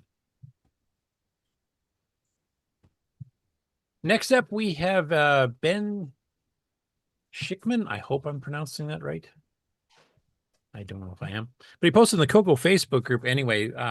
He's working on a color computer emulator, another one. So we got another one going. He's actually got his GitHub account. You can go directly to it. And I did take a quick look over there. So we'll pop to that one. Oh, I guess I didn't. Sorry. Anyway, he's got a link to his there, and he's actually looking for some feedback. It's written in JavaScript, which I think Mocha, one of the older CoCo emulators, I think was also originally written in JavaScript. I remember from like a decade and a half, 2 decades ago.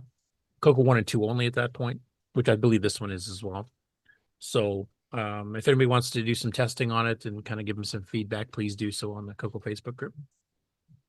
Next up, we have Michael Pitsley posted a link to a TNFS server for FujiNet that he's created, and this is one that Ken Waters alluded to earlier, which has an SDC folder, which is the exact same file structure as the SDC image you get from the Color Computer Archive, which is basically the entire archive in one zip with subdirectories already subdivided out for games in CoCo 2 versus CoCo 3, etc. But it also has the bonus thing that they actually are making a Game On Challenge folder that will be automatically updated with the current games of the weekly Game On Challenge. So if Ken is still here and if he's still awake, is this something you actually arranged with him, or is it something you just got told about that he's doing, or how did you know about it? It's just something I saw posted in the Game On Challenge channel. So, okay, because I think that's a great idea. So if people want to participate.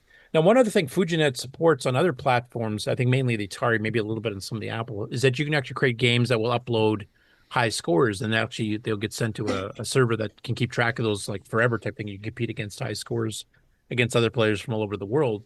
I don't think we have any CoCo games unless some of the ones that they've built themselves, like Battleship and stuff, have that option, and I haven't had a chance to play with FujiNet at all. So any of you guys that have played with it, is that something that is supported, that we can compete against, an Apple II and an Atari user for dominance in Battleship or something?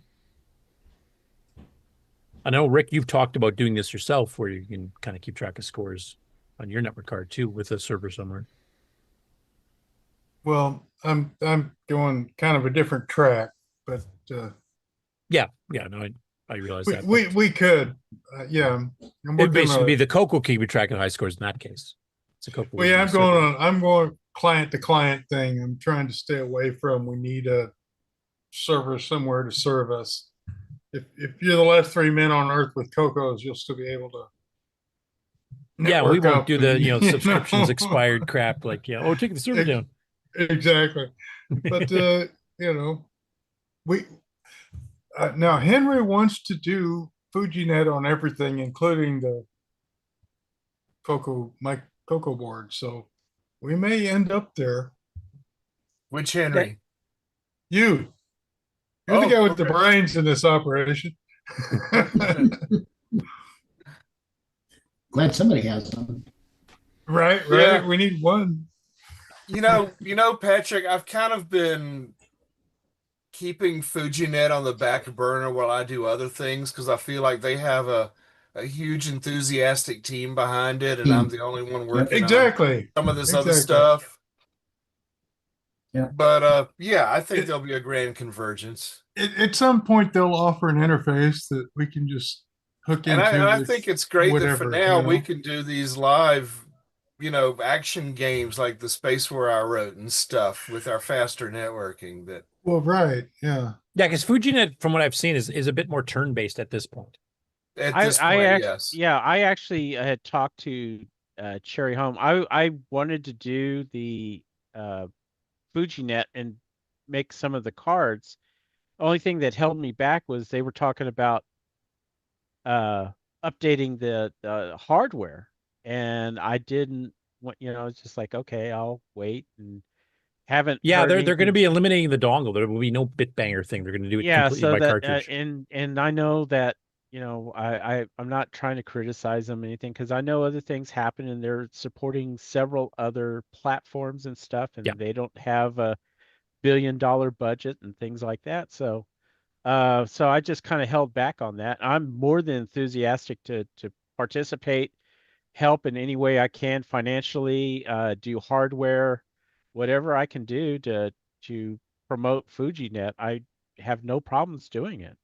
So they want to do something in the same direction that I'm doing with that card I showed you earlier, where the RP2350 or something can sit right on the CoCo bus and do all that communication. Yeah. Well, like I've always said, I'm more than happy to help out anybody. And, if they need enthusiasm, financially, documentation's my biggest weakness, but manufacturing and sourcing and things like that, I'm more than happy to help out with that.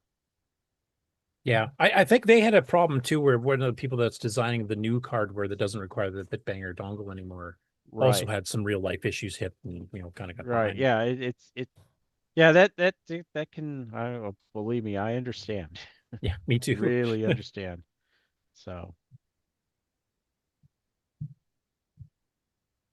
Okay, next up, a bit of a sad story here, and I'm sure a lot of you already heard what happened here, but Robert Carradine, the actor that played the lead role basically in the Revenge of the Nerds movies, passed away this past week.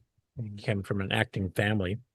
But one of the most famous roles, of course, he did Revenge of the Nerds. He's a few other roles he's pretty famous for as well. But the one included the concert where he was playing synthesizer on a CoCo 2 keyboard. And Mason Pringle actually took a screenshot from that. You can see him playing. And this is the old melted keyboard, CoCo 2. Of course, the Tandy or Radio Shack badge has been removed because he probably didn't want to pay licensing fees to Radio Shack. Right. But he had it kind of strapped onto this little platform. He had held with a strap around his neck or something, if I remember in the movie that he's playing this on. Hey, man, he keeps kind of looking Devo-ish type thing. And I thought that was a pretty good tribute, kind of covers both things. The fact that Revenge of the Nerds, most of us are nerds, so that actually kind of fits in with our own subculture type thing, but also it has a CoCo 2 directly involved with it as well. So, and the audio spectrum analyzer pack to do all the stuff that Steve Bjork wrote to do the real-time, equalizer, etc. It was pretty cool too. So yeah, there's a whole bunch of CoCo nostalgia and just general nerd nostalgia all wrapped into one, and he kind of expressed it this one picture here.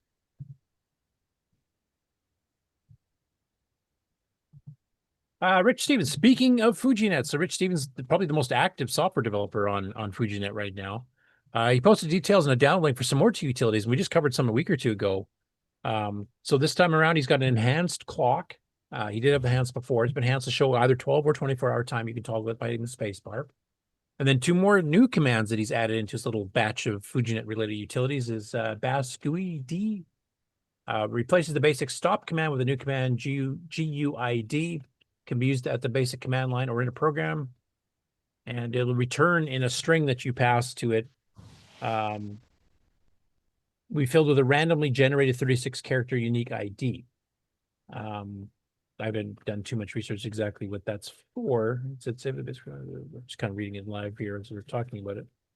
Then he also added a BAS time thing, which replaces skip F command. So he's replacing tokens with ones that aren't used that often. Because I think most people are running more disk, even like FujiNet itself emulates disk stuff.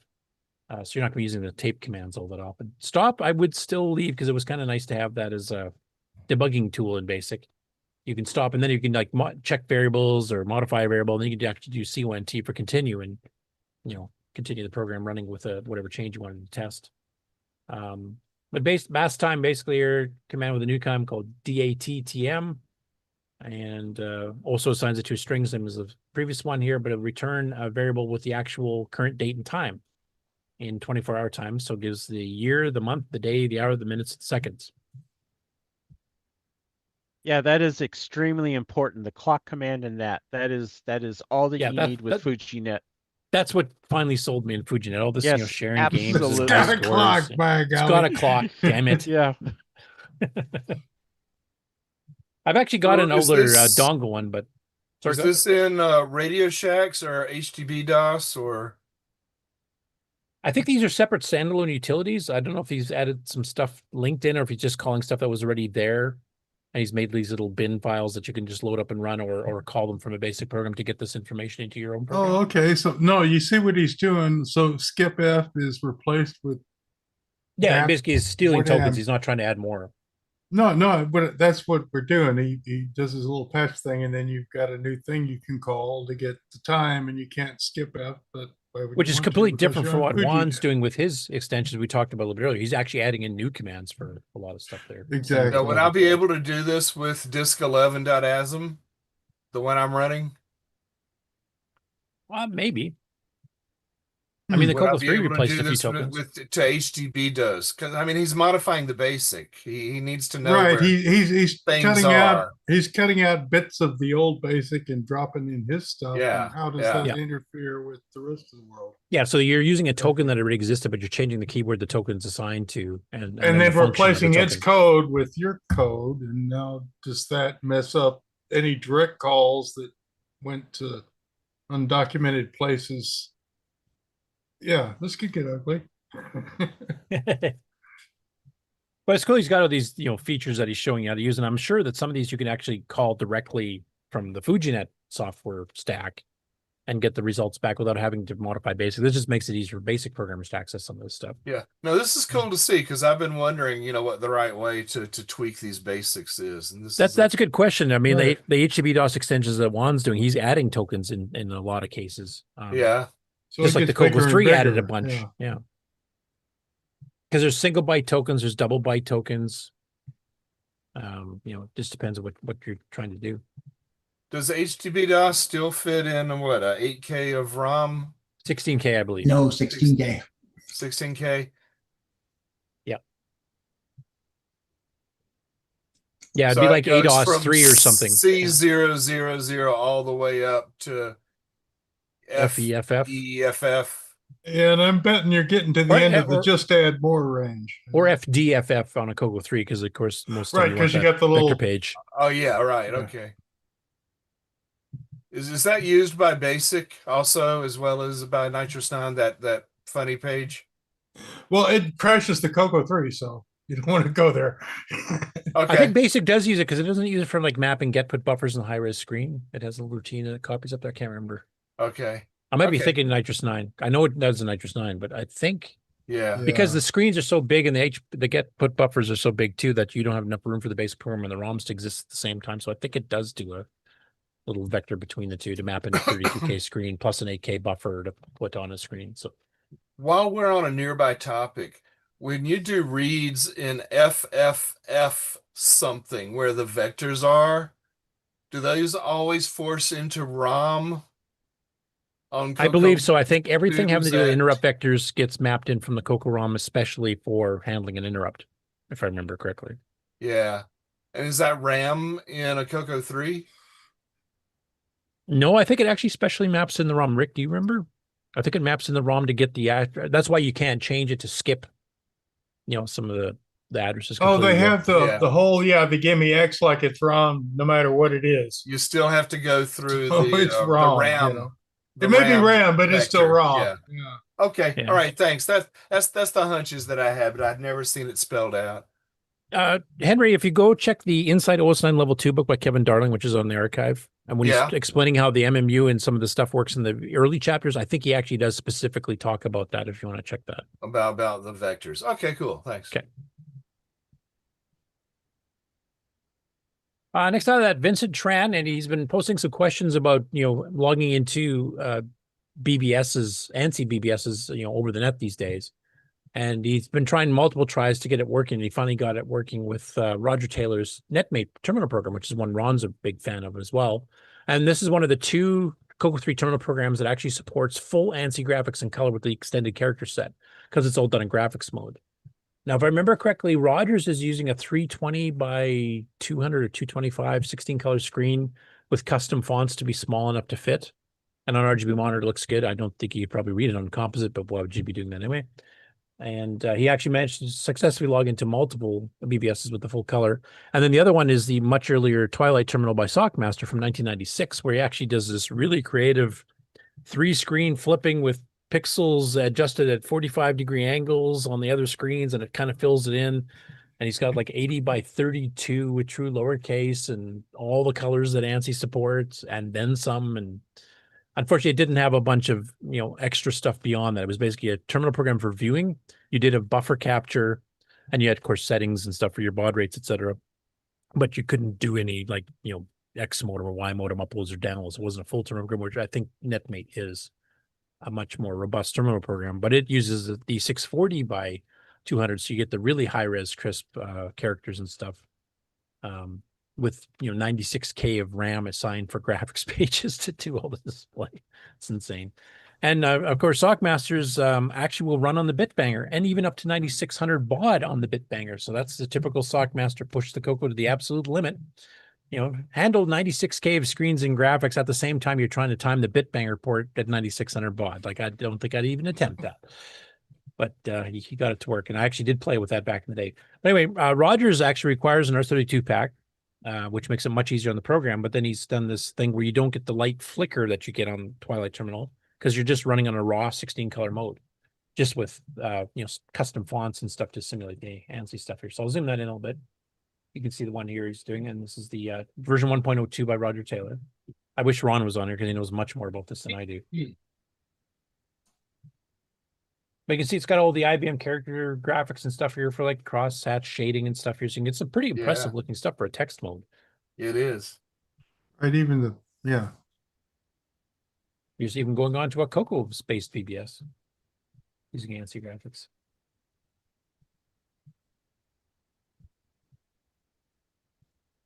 But yeah, there was a lot of there was actually competitions back in the late 80s and early 90s for doing ANSI art.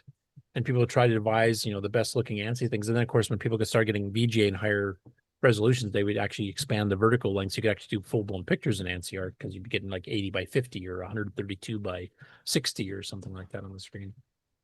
And the closest to that would be Sockmasters because it does 80 by 32.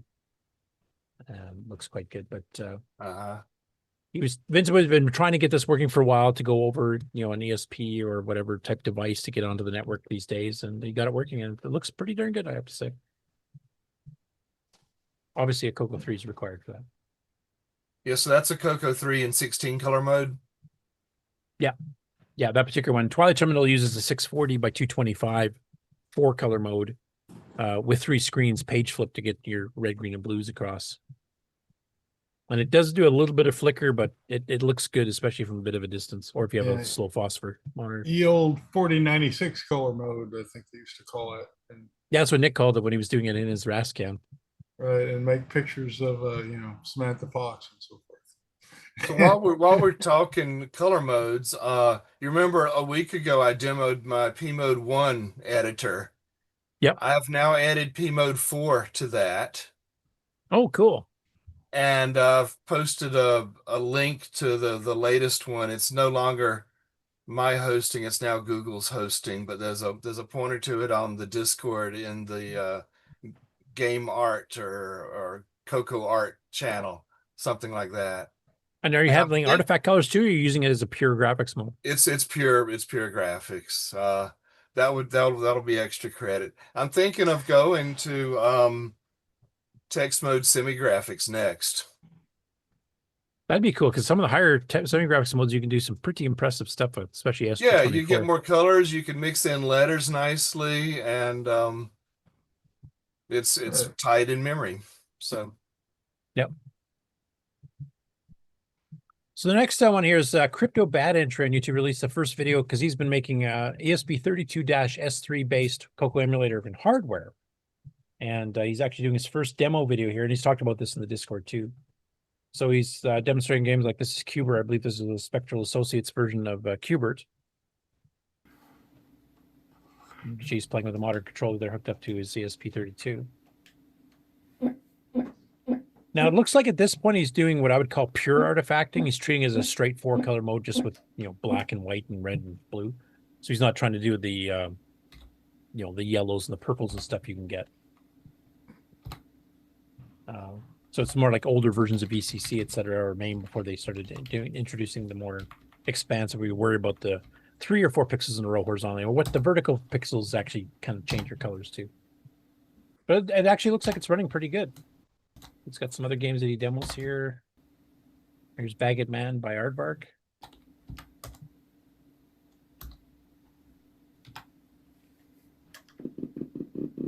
And he's got the sound and stuff working here, so you can hear the sound effects that Baggett Man used. And it's CoCo 1 and 2 only at this point. That looks pretty good. He's still working on it. I think he did a mention. Here's showing a Baggett Man without artifact colors. You can shut that off. And that gives you the pure P mode 4, like you were just talking about, Henry. Yes. Mm-hmm. And how many of you actually use ESP32s as like kind of a standalone thing, or is it more used for project these days? I'm not a hardware guy, so I'm not really sure how that works.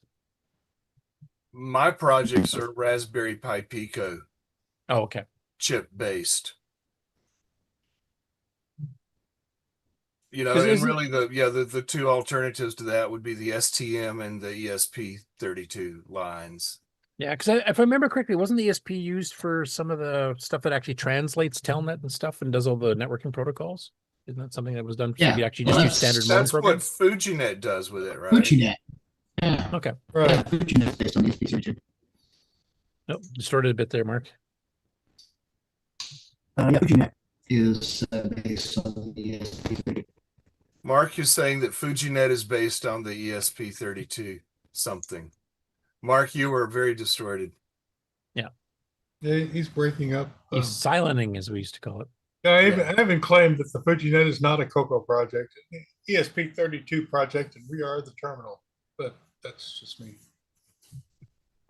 No, that's true to that. But it does help because I mean, now that the web's getting more and more requiring, encryption, et cetera, and yeah, SSL 128-bit keys and stuff. I mean, the CoCo's not going to be doing that in its own. We can't do it exactly. Yeah. Well, you could, but very, very slowly. Yeah, we couldn't do it today. Yeah, my mic was on mute. I'm getting into the ESP32s, and yes, it is based. FujiNet depends on the ESP32, and it does a lot of the heavy lifting as far as encryptions and things like that. Because the CoCo couldn't handle it at all. I mean, it would all the CoCo broke. 3 can do on the Ethernet is darknet. We would have to connect to an unknown address and do our secret stuff and hope nobody ever finds us. Because that's because even the 3 megahertz upgrades wouldn't help that much. No, you aren't going to even do. So to me, the big difference between the ESP32 that they use and the Raspberry Pi Pico chip that I'm using is the programmable I/O, which is I've got 12 state machines, they call them, and there's a very special, very simple assembly language that runs very fast, 1 cycle per instruction, always, no matter what. And so you can do very accurate timing with it when you're talking to an 8-bit bus, a SPI bus, a HDMI bus, whatever it is you're connecting to. And to me, that's really cool. But I think the other reason that they like the ESP32 is it works pretty well with Wi-Fi. Yeah, it's built. Yeah, it's built-in Wi-Fi, and they're extremely cheap, and they're open source, and again widely available. So it appeals. There's a lot of appeal to that. Yeah. I remember the ESP32 because that's what David Ladd was using for getting a lot of CoCos on the net before it became so security focused that you can't really do that anymore. Right.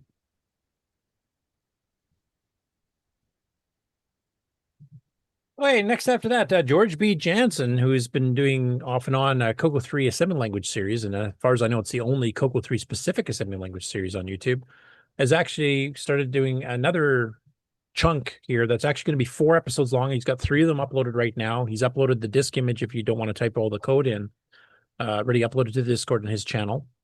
And now he's covering graphics on the CoCo 3, mainly on colors. So he's talking about, the RGB palette and how the palette command works, how the bits for red, green, and blue work when you're assigning pixels to screen. Of course, composite is completely different than that. It's got 16 basic colors on a hue wheel, and basically every time you add 16 to it, it basically it adds more white to them is about the best way I can describe it. I don't know what the proper terminology should be, but basically, they get more white added until eventually they kind of look washed out.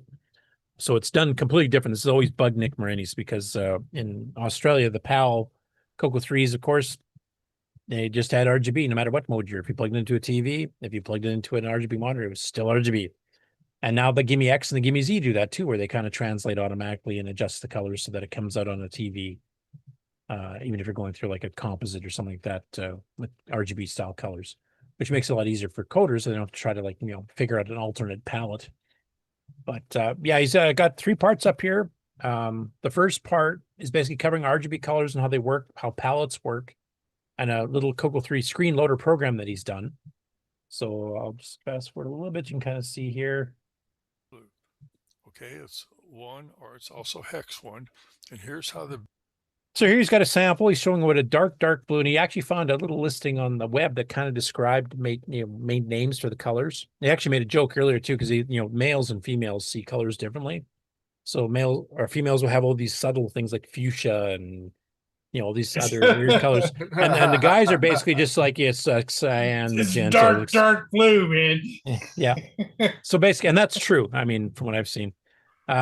So basically, here is explaining like you got the 2 highest bits are not used unless you got a Gimme X or possibly the Gimme Z. I don't know if it's got that feature yet, but you can actually extend your palette up to add extra colors here. But basically, it's RGB. The upper 3 bits of RGB are the more intense one, and these are the dimmer ones. And if you turn them both on, that's the most intensity of all. So he's kind of explaining here, if you send a 1 to the palette register, that lights up the low intensity blue, which is this really dark blue, as he calls it. And then you can start adding in other ones here. So if we do the higher intensity one here, now it's a medium intensity. So it's a lighter blue, which is called dark blue, but not dark blue. And then if you turn them both on at once, you get up to the, the bright blue. And you can see the blue bits are both set, and I got this really nice bright blue. So it kind of goes through that and explains, color wheels and here's some of the alternate titles of some of these here. And he actually gives the current, if you're using 8 bits per gun, red, green, and blue here, what the equivalents would be in a modern machine for mapping the colors. Then on his second lesson, he goes into using GIMP with the CoCo 3 and his CoCo SE program, the screen program that he's been using for loading and saving screens. But he tells you how to set up the palettes and stuff in GIMP so that you can actually get a pretty direct translation. You can do this with Photoshop and others. I know Eric has done this kind of thing too, where you can actually design graphics on a modern machine, but make sure that the palettes you're picking are going to be pretty well exactly what you're going to see in the CoCo. And then he also shows some translations here. Some of them, don't translate all that well. Some of them actually translate very well. He had a picture, I think it was this video that he had a picture of a Pepsi can or something. Find it here. Maybe it was one of those other videos, I can't remember.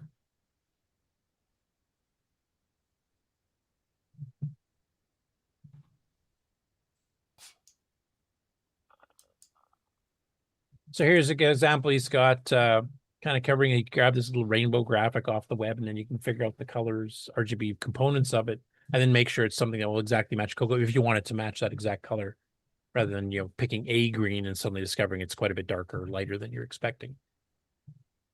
And then the third part here, and he's got a 4th part coming out. Is this the one that has the samples?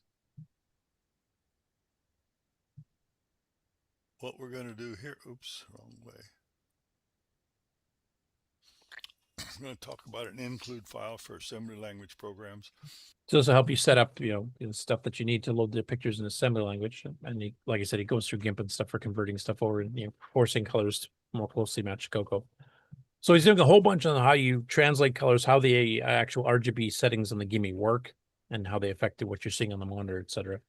And like I said, he's got the 4th port coming out fairly soon here. Glad to see that he's still coming back and visiting this, because we have quite a few tutorials you can find, like Steve Bjork did one, Steve Stourbridge did one. There's been a few others. CoCo Town's kind of doing the same thing for the CoCo 1 and 2, but the CoCo 3 hasn't got as much love as far as teaching it. There's only a couple books that really cover CoCo 3 graphics well.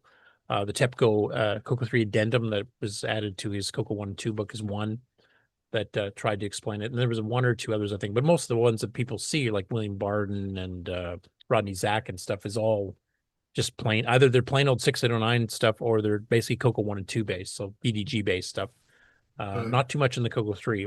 A few Rainbow articles, I guess, kind of covered it. But it's nice to see we're getting a modern CoCo 3, because I think the CoCo 3 is something that I think when people like when the 8-bit guy was covering it, like I think he was even a bit surprised at how much the CoCo 3 improved from the CoCo 1 and 2. Because you look from the CoCo 1 to the CoCo 2, I mean, basically it's a smaller case, a better keyboard.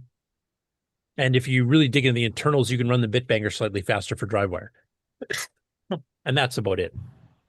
Bug fixes and some of the ROMs. The CoCo 3, on the other hand, adds an MMU, it adds double speed, it adds way more bigger color palettes and a whole bunch of other things. 2-button joystick support.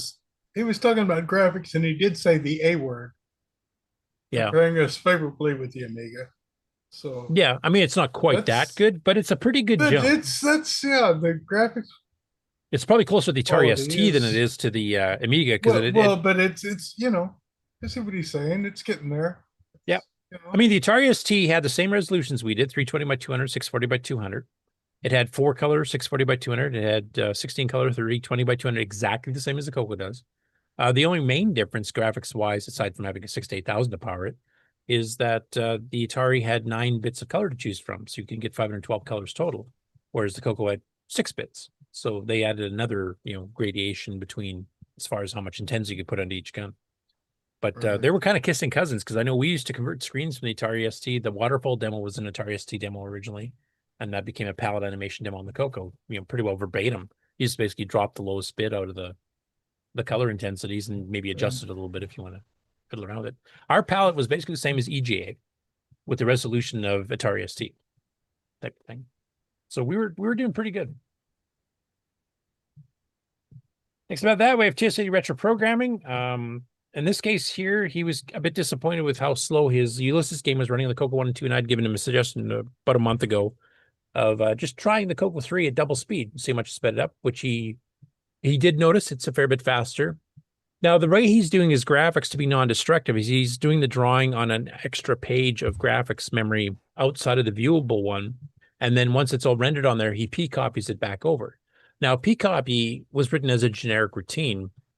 And it basically does, I can't even use the 16-bit copies. It might only do it like load A, X plus, store A, Y plus, or something to do the p-copy. At best, it does load D, XD. And I suggested to him that, I'd like to actually make a little machine language subroutine you can call from BASIC that would actually, stack blast it instead, which I did finally get a start of that on Friday. I haven't had a chance to finish it yet or to test it, but I will be sending that to him. But he's pretty impressed with the speed up demo he got here compared to what his original. I don't know if you guys remember from the last time we played this, when he was showing off his Ulysses game and how much it's changed from the original time. But it definitely is a little bit faster. It feels a little bit more arcadey. The only other way to speed it up beyond this point, I think, one, you could probably try doing get put buffers that are on even byte boundaries. But in this case, he's actually doing non-destructive background, so that gets a bit more complicated. You have to do some like double puts and stuff here with different, logical assignments to like and or and that kind of thing to get that to work properly. So it's a bit more complicated. But it definitely is an improvement. Orange box up here. That's a little bit here. Anyways, it's still slow, but it's not as slow as it was. It was ridiculously slow before. So this is an improvement, if you can imagine that. And when I shoot the arrow, it has a better sound. It sounds like a computerish sound now. And that's the double speed poke affecting the sound and play commands, of course, because it changes the pitch, because literally doubling the number of samples going through when it's generating sound. I'm hoping the p-copy routine that I'm writing, basically to replace the p-copy command, will help speed things up too. Because if you do a stack blast, and I think I'm doing a 6-byte stack blast at a time for copying 1,536 bytes, compared to a load D store D, is going to be probably twice as fast, if not a little bit more than that. And that should help a bit too. I mean, obviously the rest of BASIC's still going to be slow with floating point numbers, etc., but it should help. It'd be interesting to see what his demos look like on a Gimme X or Gimme Z running at 3 megahertz too. That would be a pretty good size speed up as well. And the last story I've got here is from Luc Dion. I hope I'm pronouncing it correctly. And this was just announced this morning, I believe. He wants to start a basic programming contest for Microsoft Basic only. So no compilers, no Basic 09, etc. And it's kind of a competition to see about programming to display the first 1,000 digits of pi. And he wants this done strictly in BASIC, no ML subroutines at this point.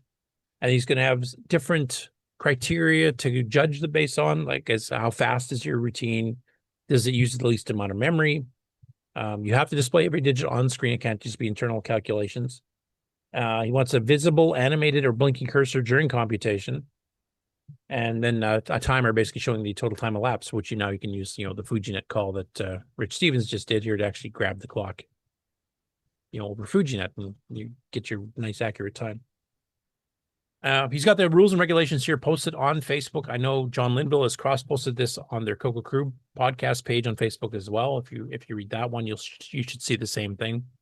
And I don't think there's any prizes, or is there? I'm not even sure. Yeah, friendly challenge. But it's interesting to see what people can come up with this here too. And he's talking about maybe in the future, like doing an MM machine language version of this, or some other languages perhaps. I'd be interested to see, for example, how well would Basic 09 do compared to plain old Microsoft Basic on doing this. So anyway, if any of you basic programmers out there that want to tackle that as a challenge, please feel free to do so. The details are in several groups on the on Facebook, the CoCo group, the CoCo Crew podcast group, etc. I don't know if he has a deadline on this yet or not. I don't think there's one yet.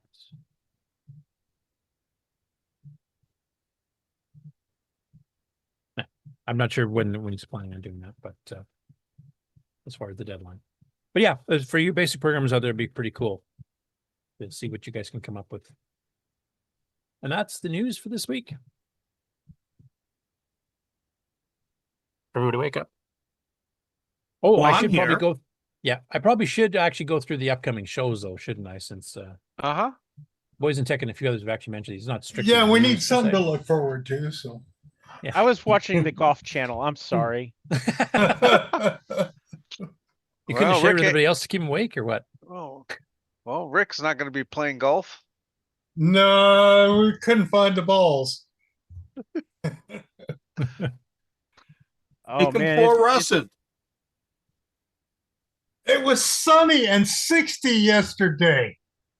hey, it hit 106 not too far from us. It was. And hot look as- at me now. Yeah, you're covered in snow now. It's 84 Yeah, here. we were 96 a couple of days ago. We're still at 0 here. Yeah, that's why I live in Wisconsin now. Yeah. All right. Oh, it looks like James Jones in the chat says I'd come up with the algorithm and such in Basic 9 and then port it to Color Basic. Actually, James, that'd be pretty cool to see. I'd love to see the speed difference between the two, doing the same code basically. Right. Anyway, upcoming shows. There's actually a fair number. We've added a few of the VCFs that I would have been missing in previous weeks. So the first one up is the Indy Classic, March 21st to 22nd. New location at the Wyndham Indianapolis Airport Hotel in Indianapolis, Indiana. This is one that is co-sponsored by Randy Kinnick of the Floppy Days podcast and Antic podcast fame. And he's done some pretty interesting interviews with some of the Tandy alumni back in the day too. So if you haven't checked out any of his stuff, and he's been doing these for years, definitely go check out his page. But if you go to indyclassic.org, you can get the details here. And this is a general retro show for all machines. Next up after that, we got the Dragon Meetup we alluded to earlier here, that John Whitworth is hoping to have his HDMI versions of his SuperSprite FM Plus boards ready to demo. And that's happening March the 28th to the 29th. This is also at a new location, though it's not that far from the previous location. It's at the Center for Computing History in Cambridge, England. The Technology Museum is literally within a couple blocks, which is where it has been in the past. So if you do partake in this one, you can actually tour the two museums. They both look really good from what we've seen in previous years. And obviously, there might be some new hardware announcements stuff there too, with John Whitworth, possibly demoing off his HDMI version of his SuperSprite board.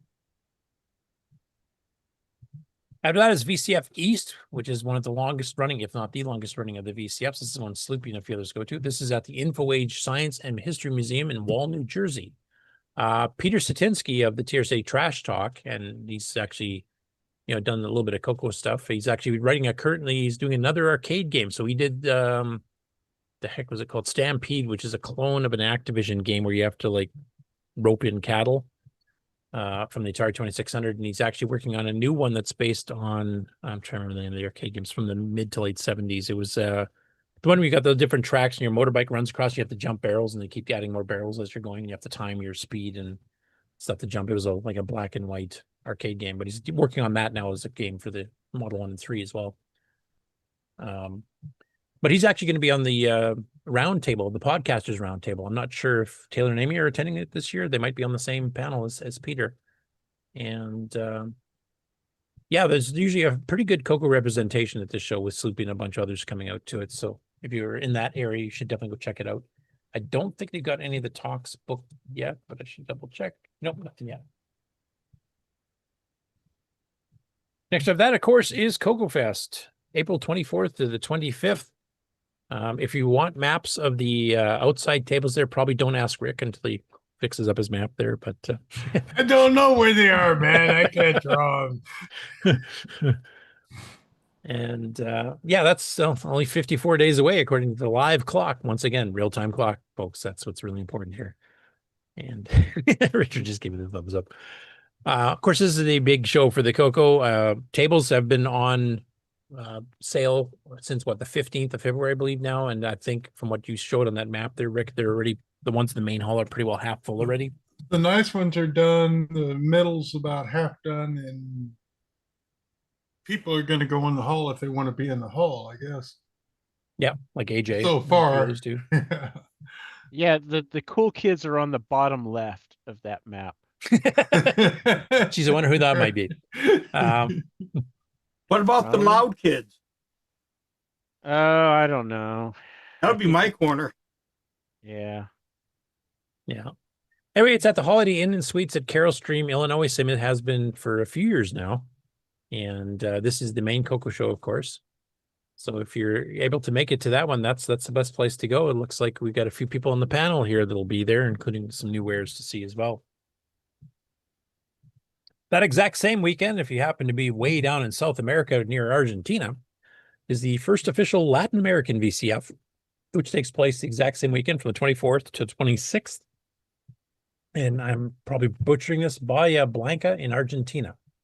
And the fact they have an 8AM 3D terminal here just, warms the cockles of my hair because that's the first terminal I ever used. But this is a general retro show like all the VCFs here. I don't know if Tandy ever sold stuff in Argentina directly, even in the CoCo 1 and 2 era. So I don't know if there's going to be a CoCo presence at this. If some of the Brazilian guys get down there, they might bring some of the clones like the CP400s and Kodamax and everything else. So it'll be interesting to see if that's down there. But I'm hoping somebody will be able to post some pictures, at least find some pictures posted after the show that we can show in our show, just to show what is available at the VCF down there. Next after that is another VCF. This is VCF Pacific Northwest, returning for the first time in 6 years, and one that Richard mentioned he was hoping to make it but won't be able to, but Mark Overhoser will be there, and he darn well better be because he's actually on the official list of planned exhibits and talks. And this, I think, has expanded a little bit since the last time I looked. Are you doing a talk or are you doing an exhibit or both, Mark?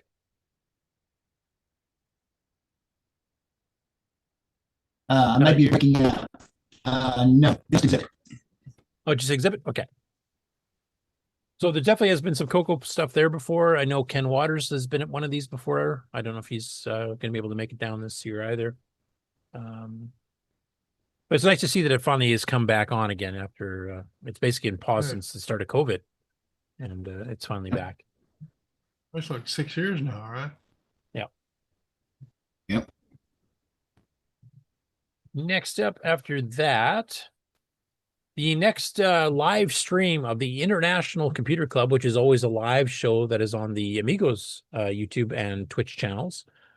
This is, of course, John Bodekar Schaller, Amigo Aaron, and his brother Brent, who also, the latter two, host the CoCo show on their network that covers a CoCo game probably about 6 to 8 times a year.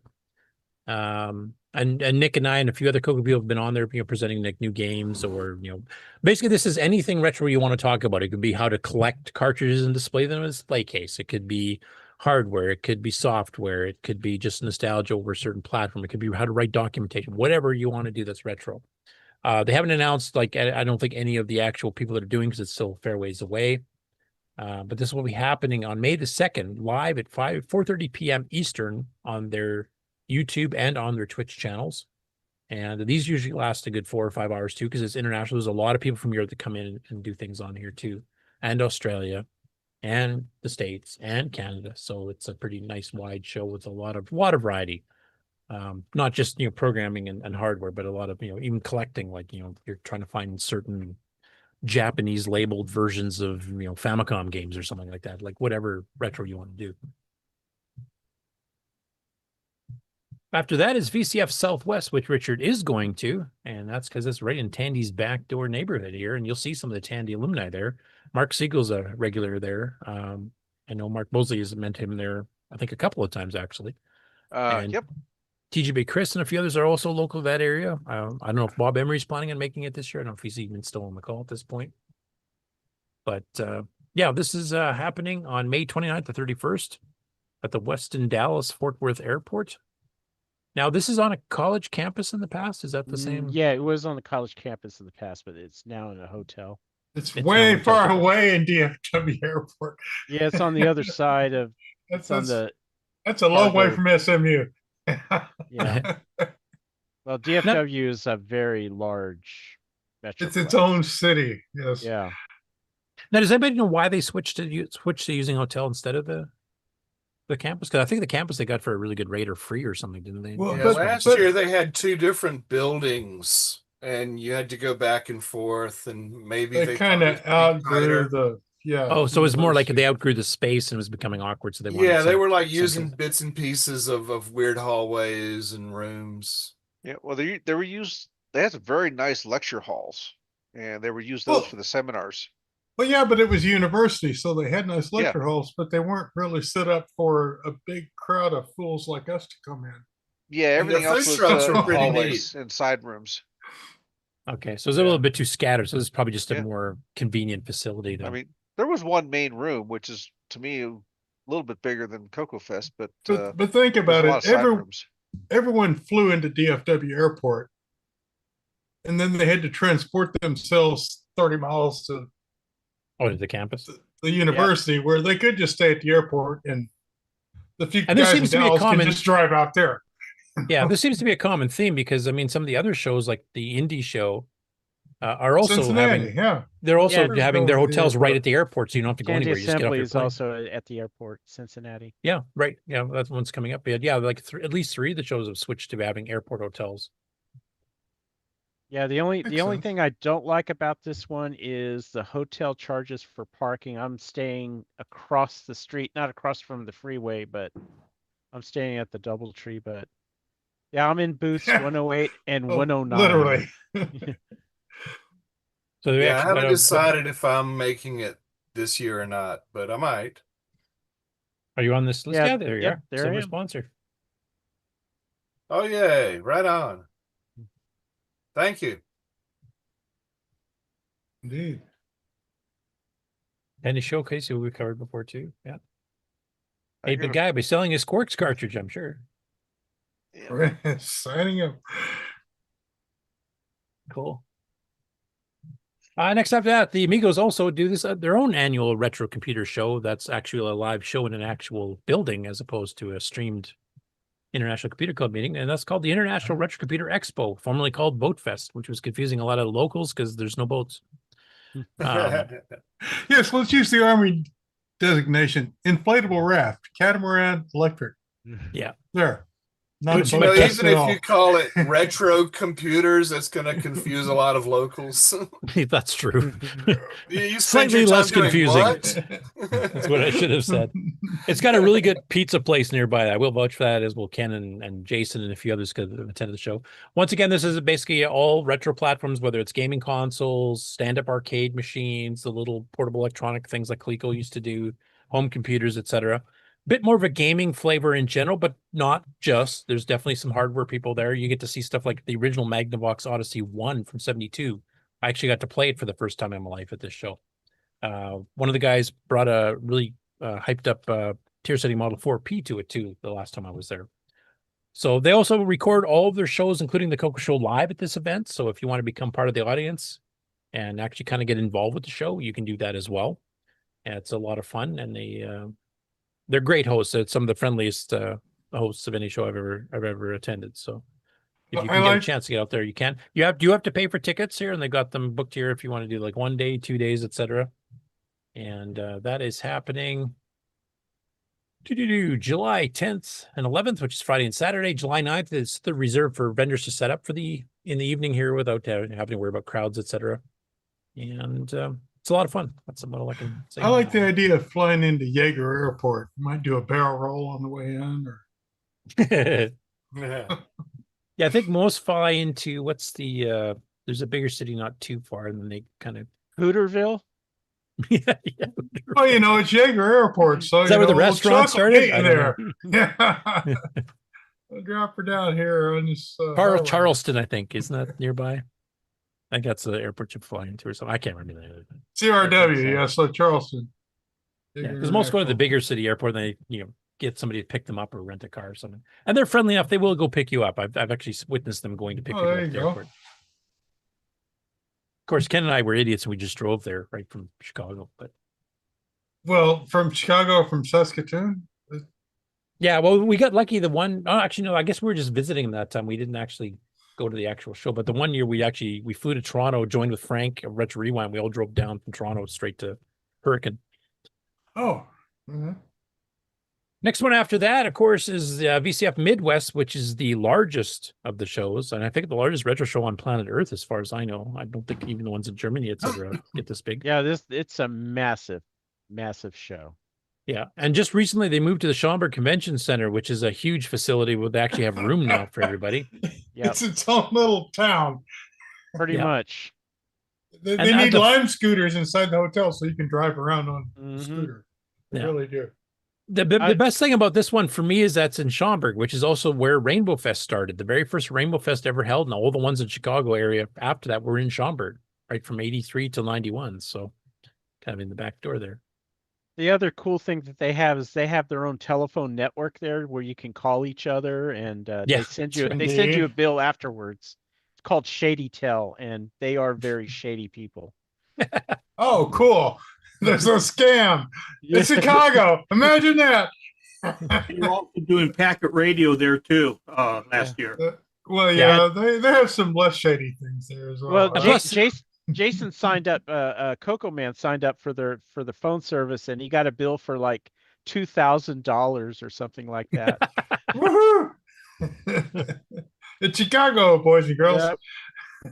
And the nice thing is that Jason from VCF itself there is actually one of the active guys. He's the auctioneer at CoCo Fest too. So we got a direct tie-in with them too. So you can also sometimes arrange tours of the VCF warehouse, which has a whole ton of old hardware and stuff that they just can't bring to the shows because it's just too much stuff. But there's some really cool stuff in there, including some CoCo stuff, some gimmick stuff, all kinds of things.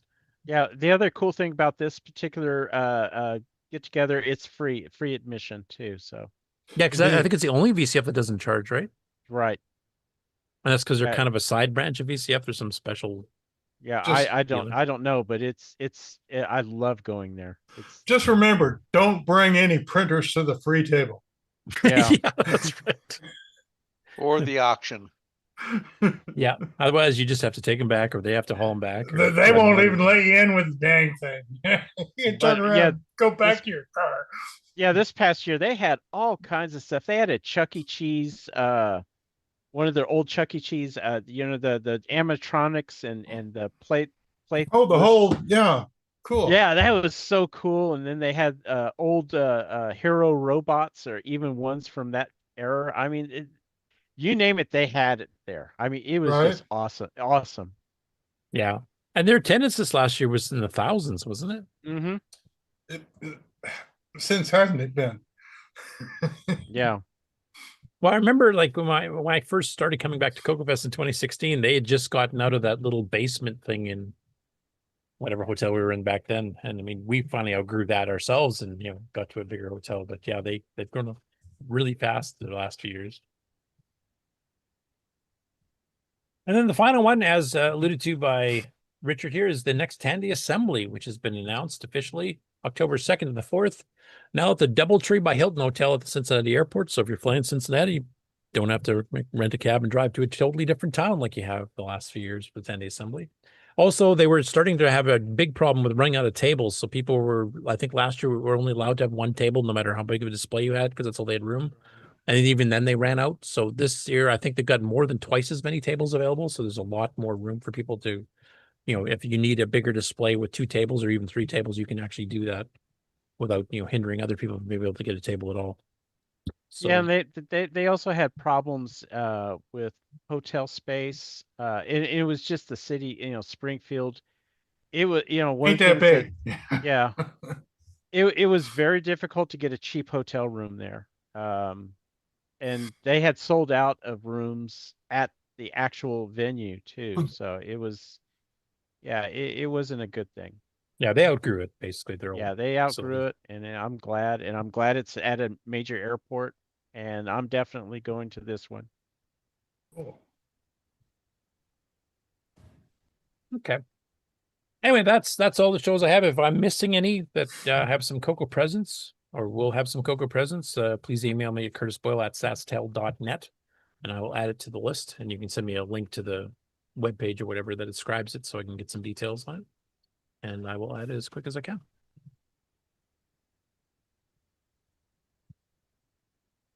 Now I'm officially done. Thank God. Yeah. Well, I saw some requests for me to use my Smurfette voice or the Fury, my Computer Shack voice. I would tear my throat out in seconds if I did that. It's been gone hours ago. It's tough to make it through as it is right now. Well, shoot, I don't think I'm going outside or anything. So, well, it's a lot of snow. This is the show. We saw grass when the show started. I had a driveway. There was a street out front. It was completely civilized. I don't know. Oh, if we get a snowflake in San Antonio, I mean, this whole city shuts down. Oh, yeah, right. Yeah. No, I expected to be, out in the morning to do my. Oh, when we had that winter storm, now that was bad. And I mean, not only did it snow, it stayed below freezing, at 30 degrees for almost 4 days. And I mean, it was a mess. Right. That freezes the pipes. I lived in Dallas for the snowstorm of 1980. Oh my God. It was an ice storm, actually. It didn't really snow. It just froze and broke everything. No power, no trees, no. Yeah. It was great. But usually when we have, when it goes frozen, usually we're below 32 degrees for half a day or something like that. Right. It's right back up. Right. Yeah. It gets up to the 40s or something like that. It's not so bad, but when you're like 4 days straight, it just, all the pipes are frozen, busted pipes. It just all kinds of, it wreaked havoc on everything. I can handle the cold. I can handle the warmth. Yeah. This is a problem. Yesterday, the trees were budding out. The birds were singing. People riding around on their motorcycles, short sleeve shirts, and now I've got to get the shovel back out and free the car. I just make it happen this way all the way up to CoCo Fest. I mean, I might be doing this the day before I back out to Chicago, so I don't like this part. Anyway, all right, we ready for the outro? Yep, please. This concludes another episode of the CoCoNation, the world's leading live interactive talk show featuring the Tandy Color Computer. For all things the CoCoNation, visit us on the web at thecoconation.com. We'd love to hear from you. Send feedback, suggestions, even segments via email to show@thecoconation.com. The CoCoNation show would not exist without the community and its cast and crew. The CoCoNation theme song, copyright 2022, D. Bruce Moore. Mixed, mastered, and produced by D. Bruce Moore. The CoCoNation is over. Join us on the CoCo Discord server. CoCo forever.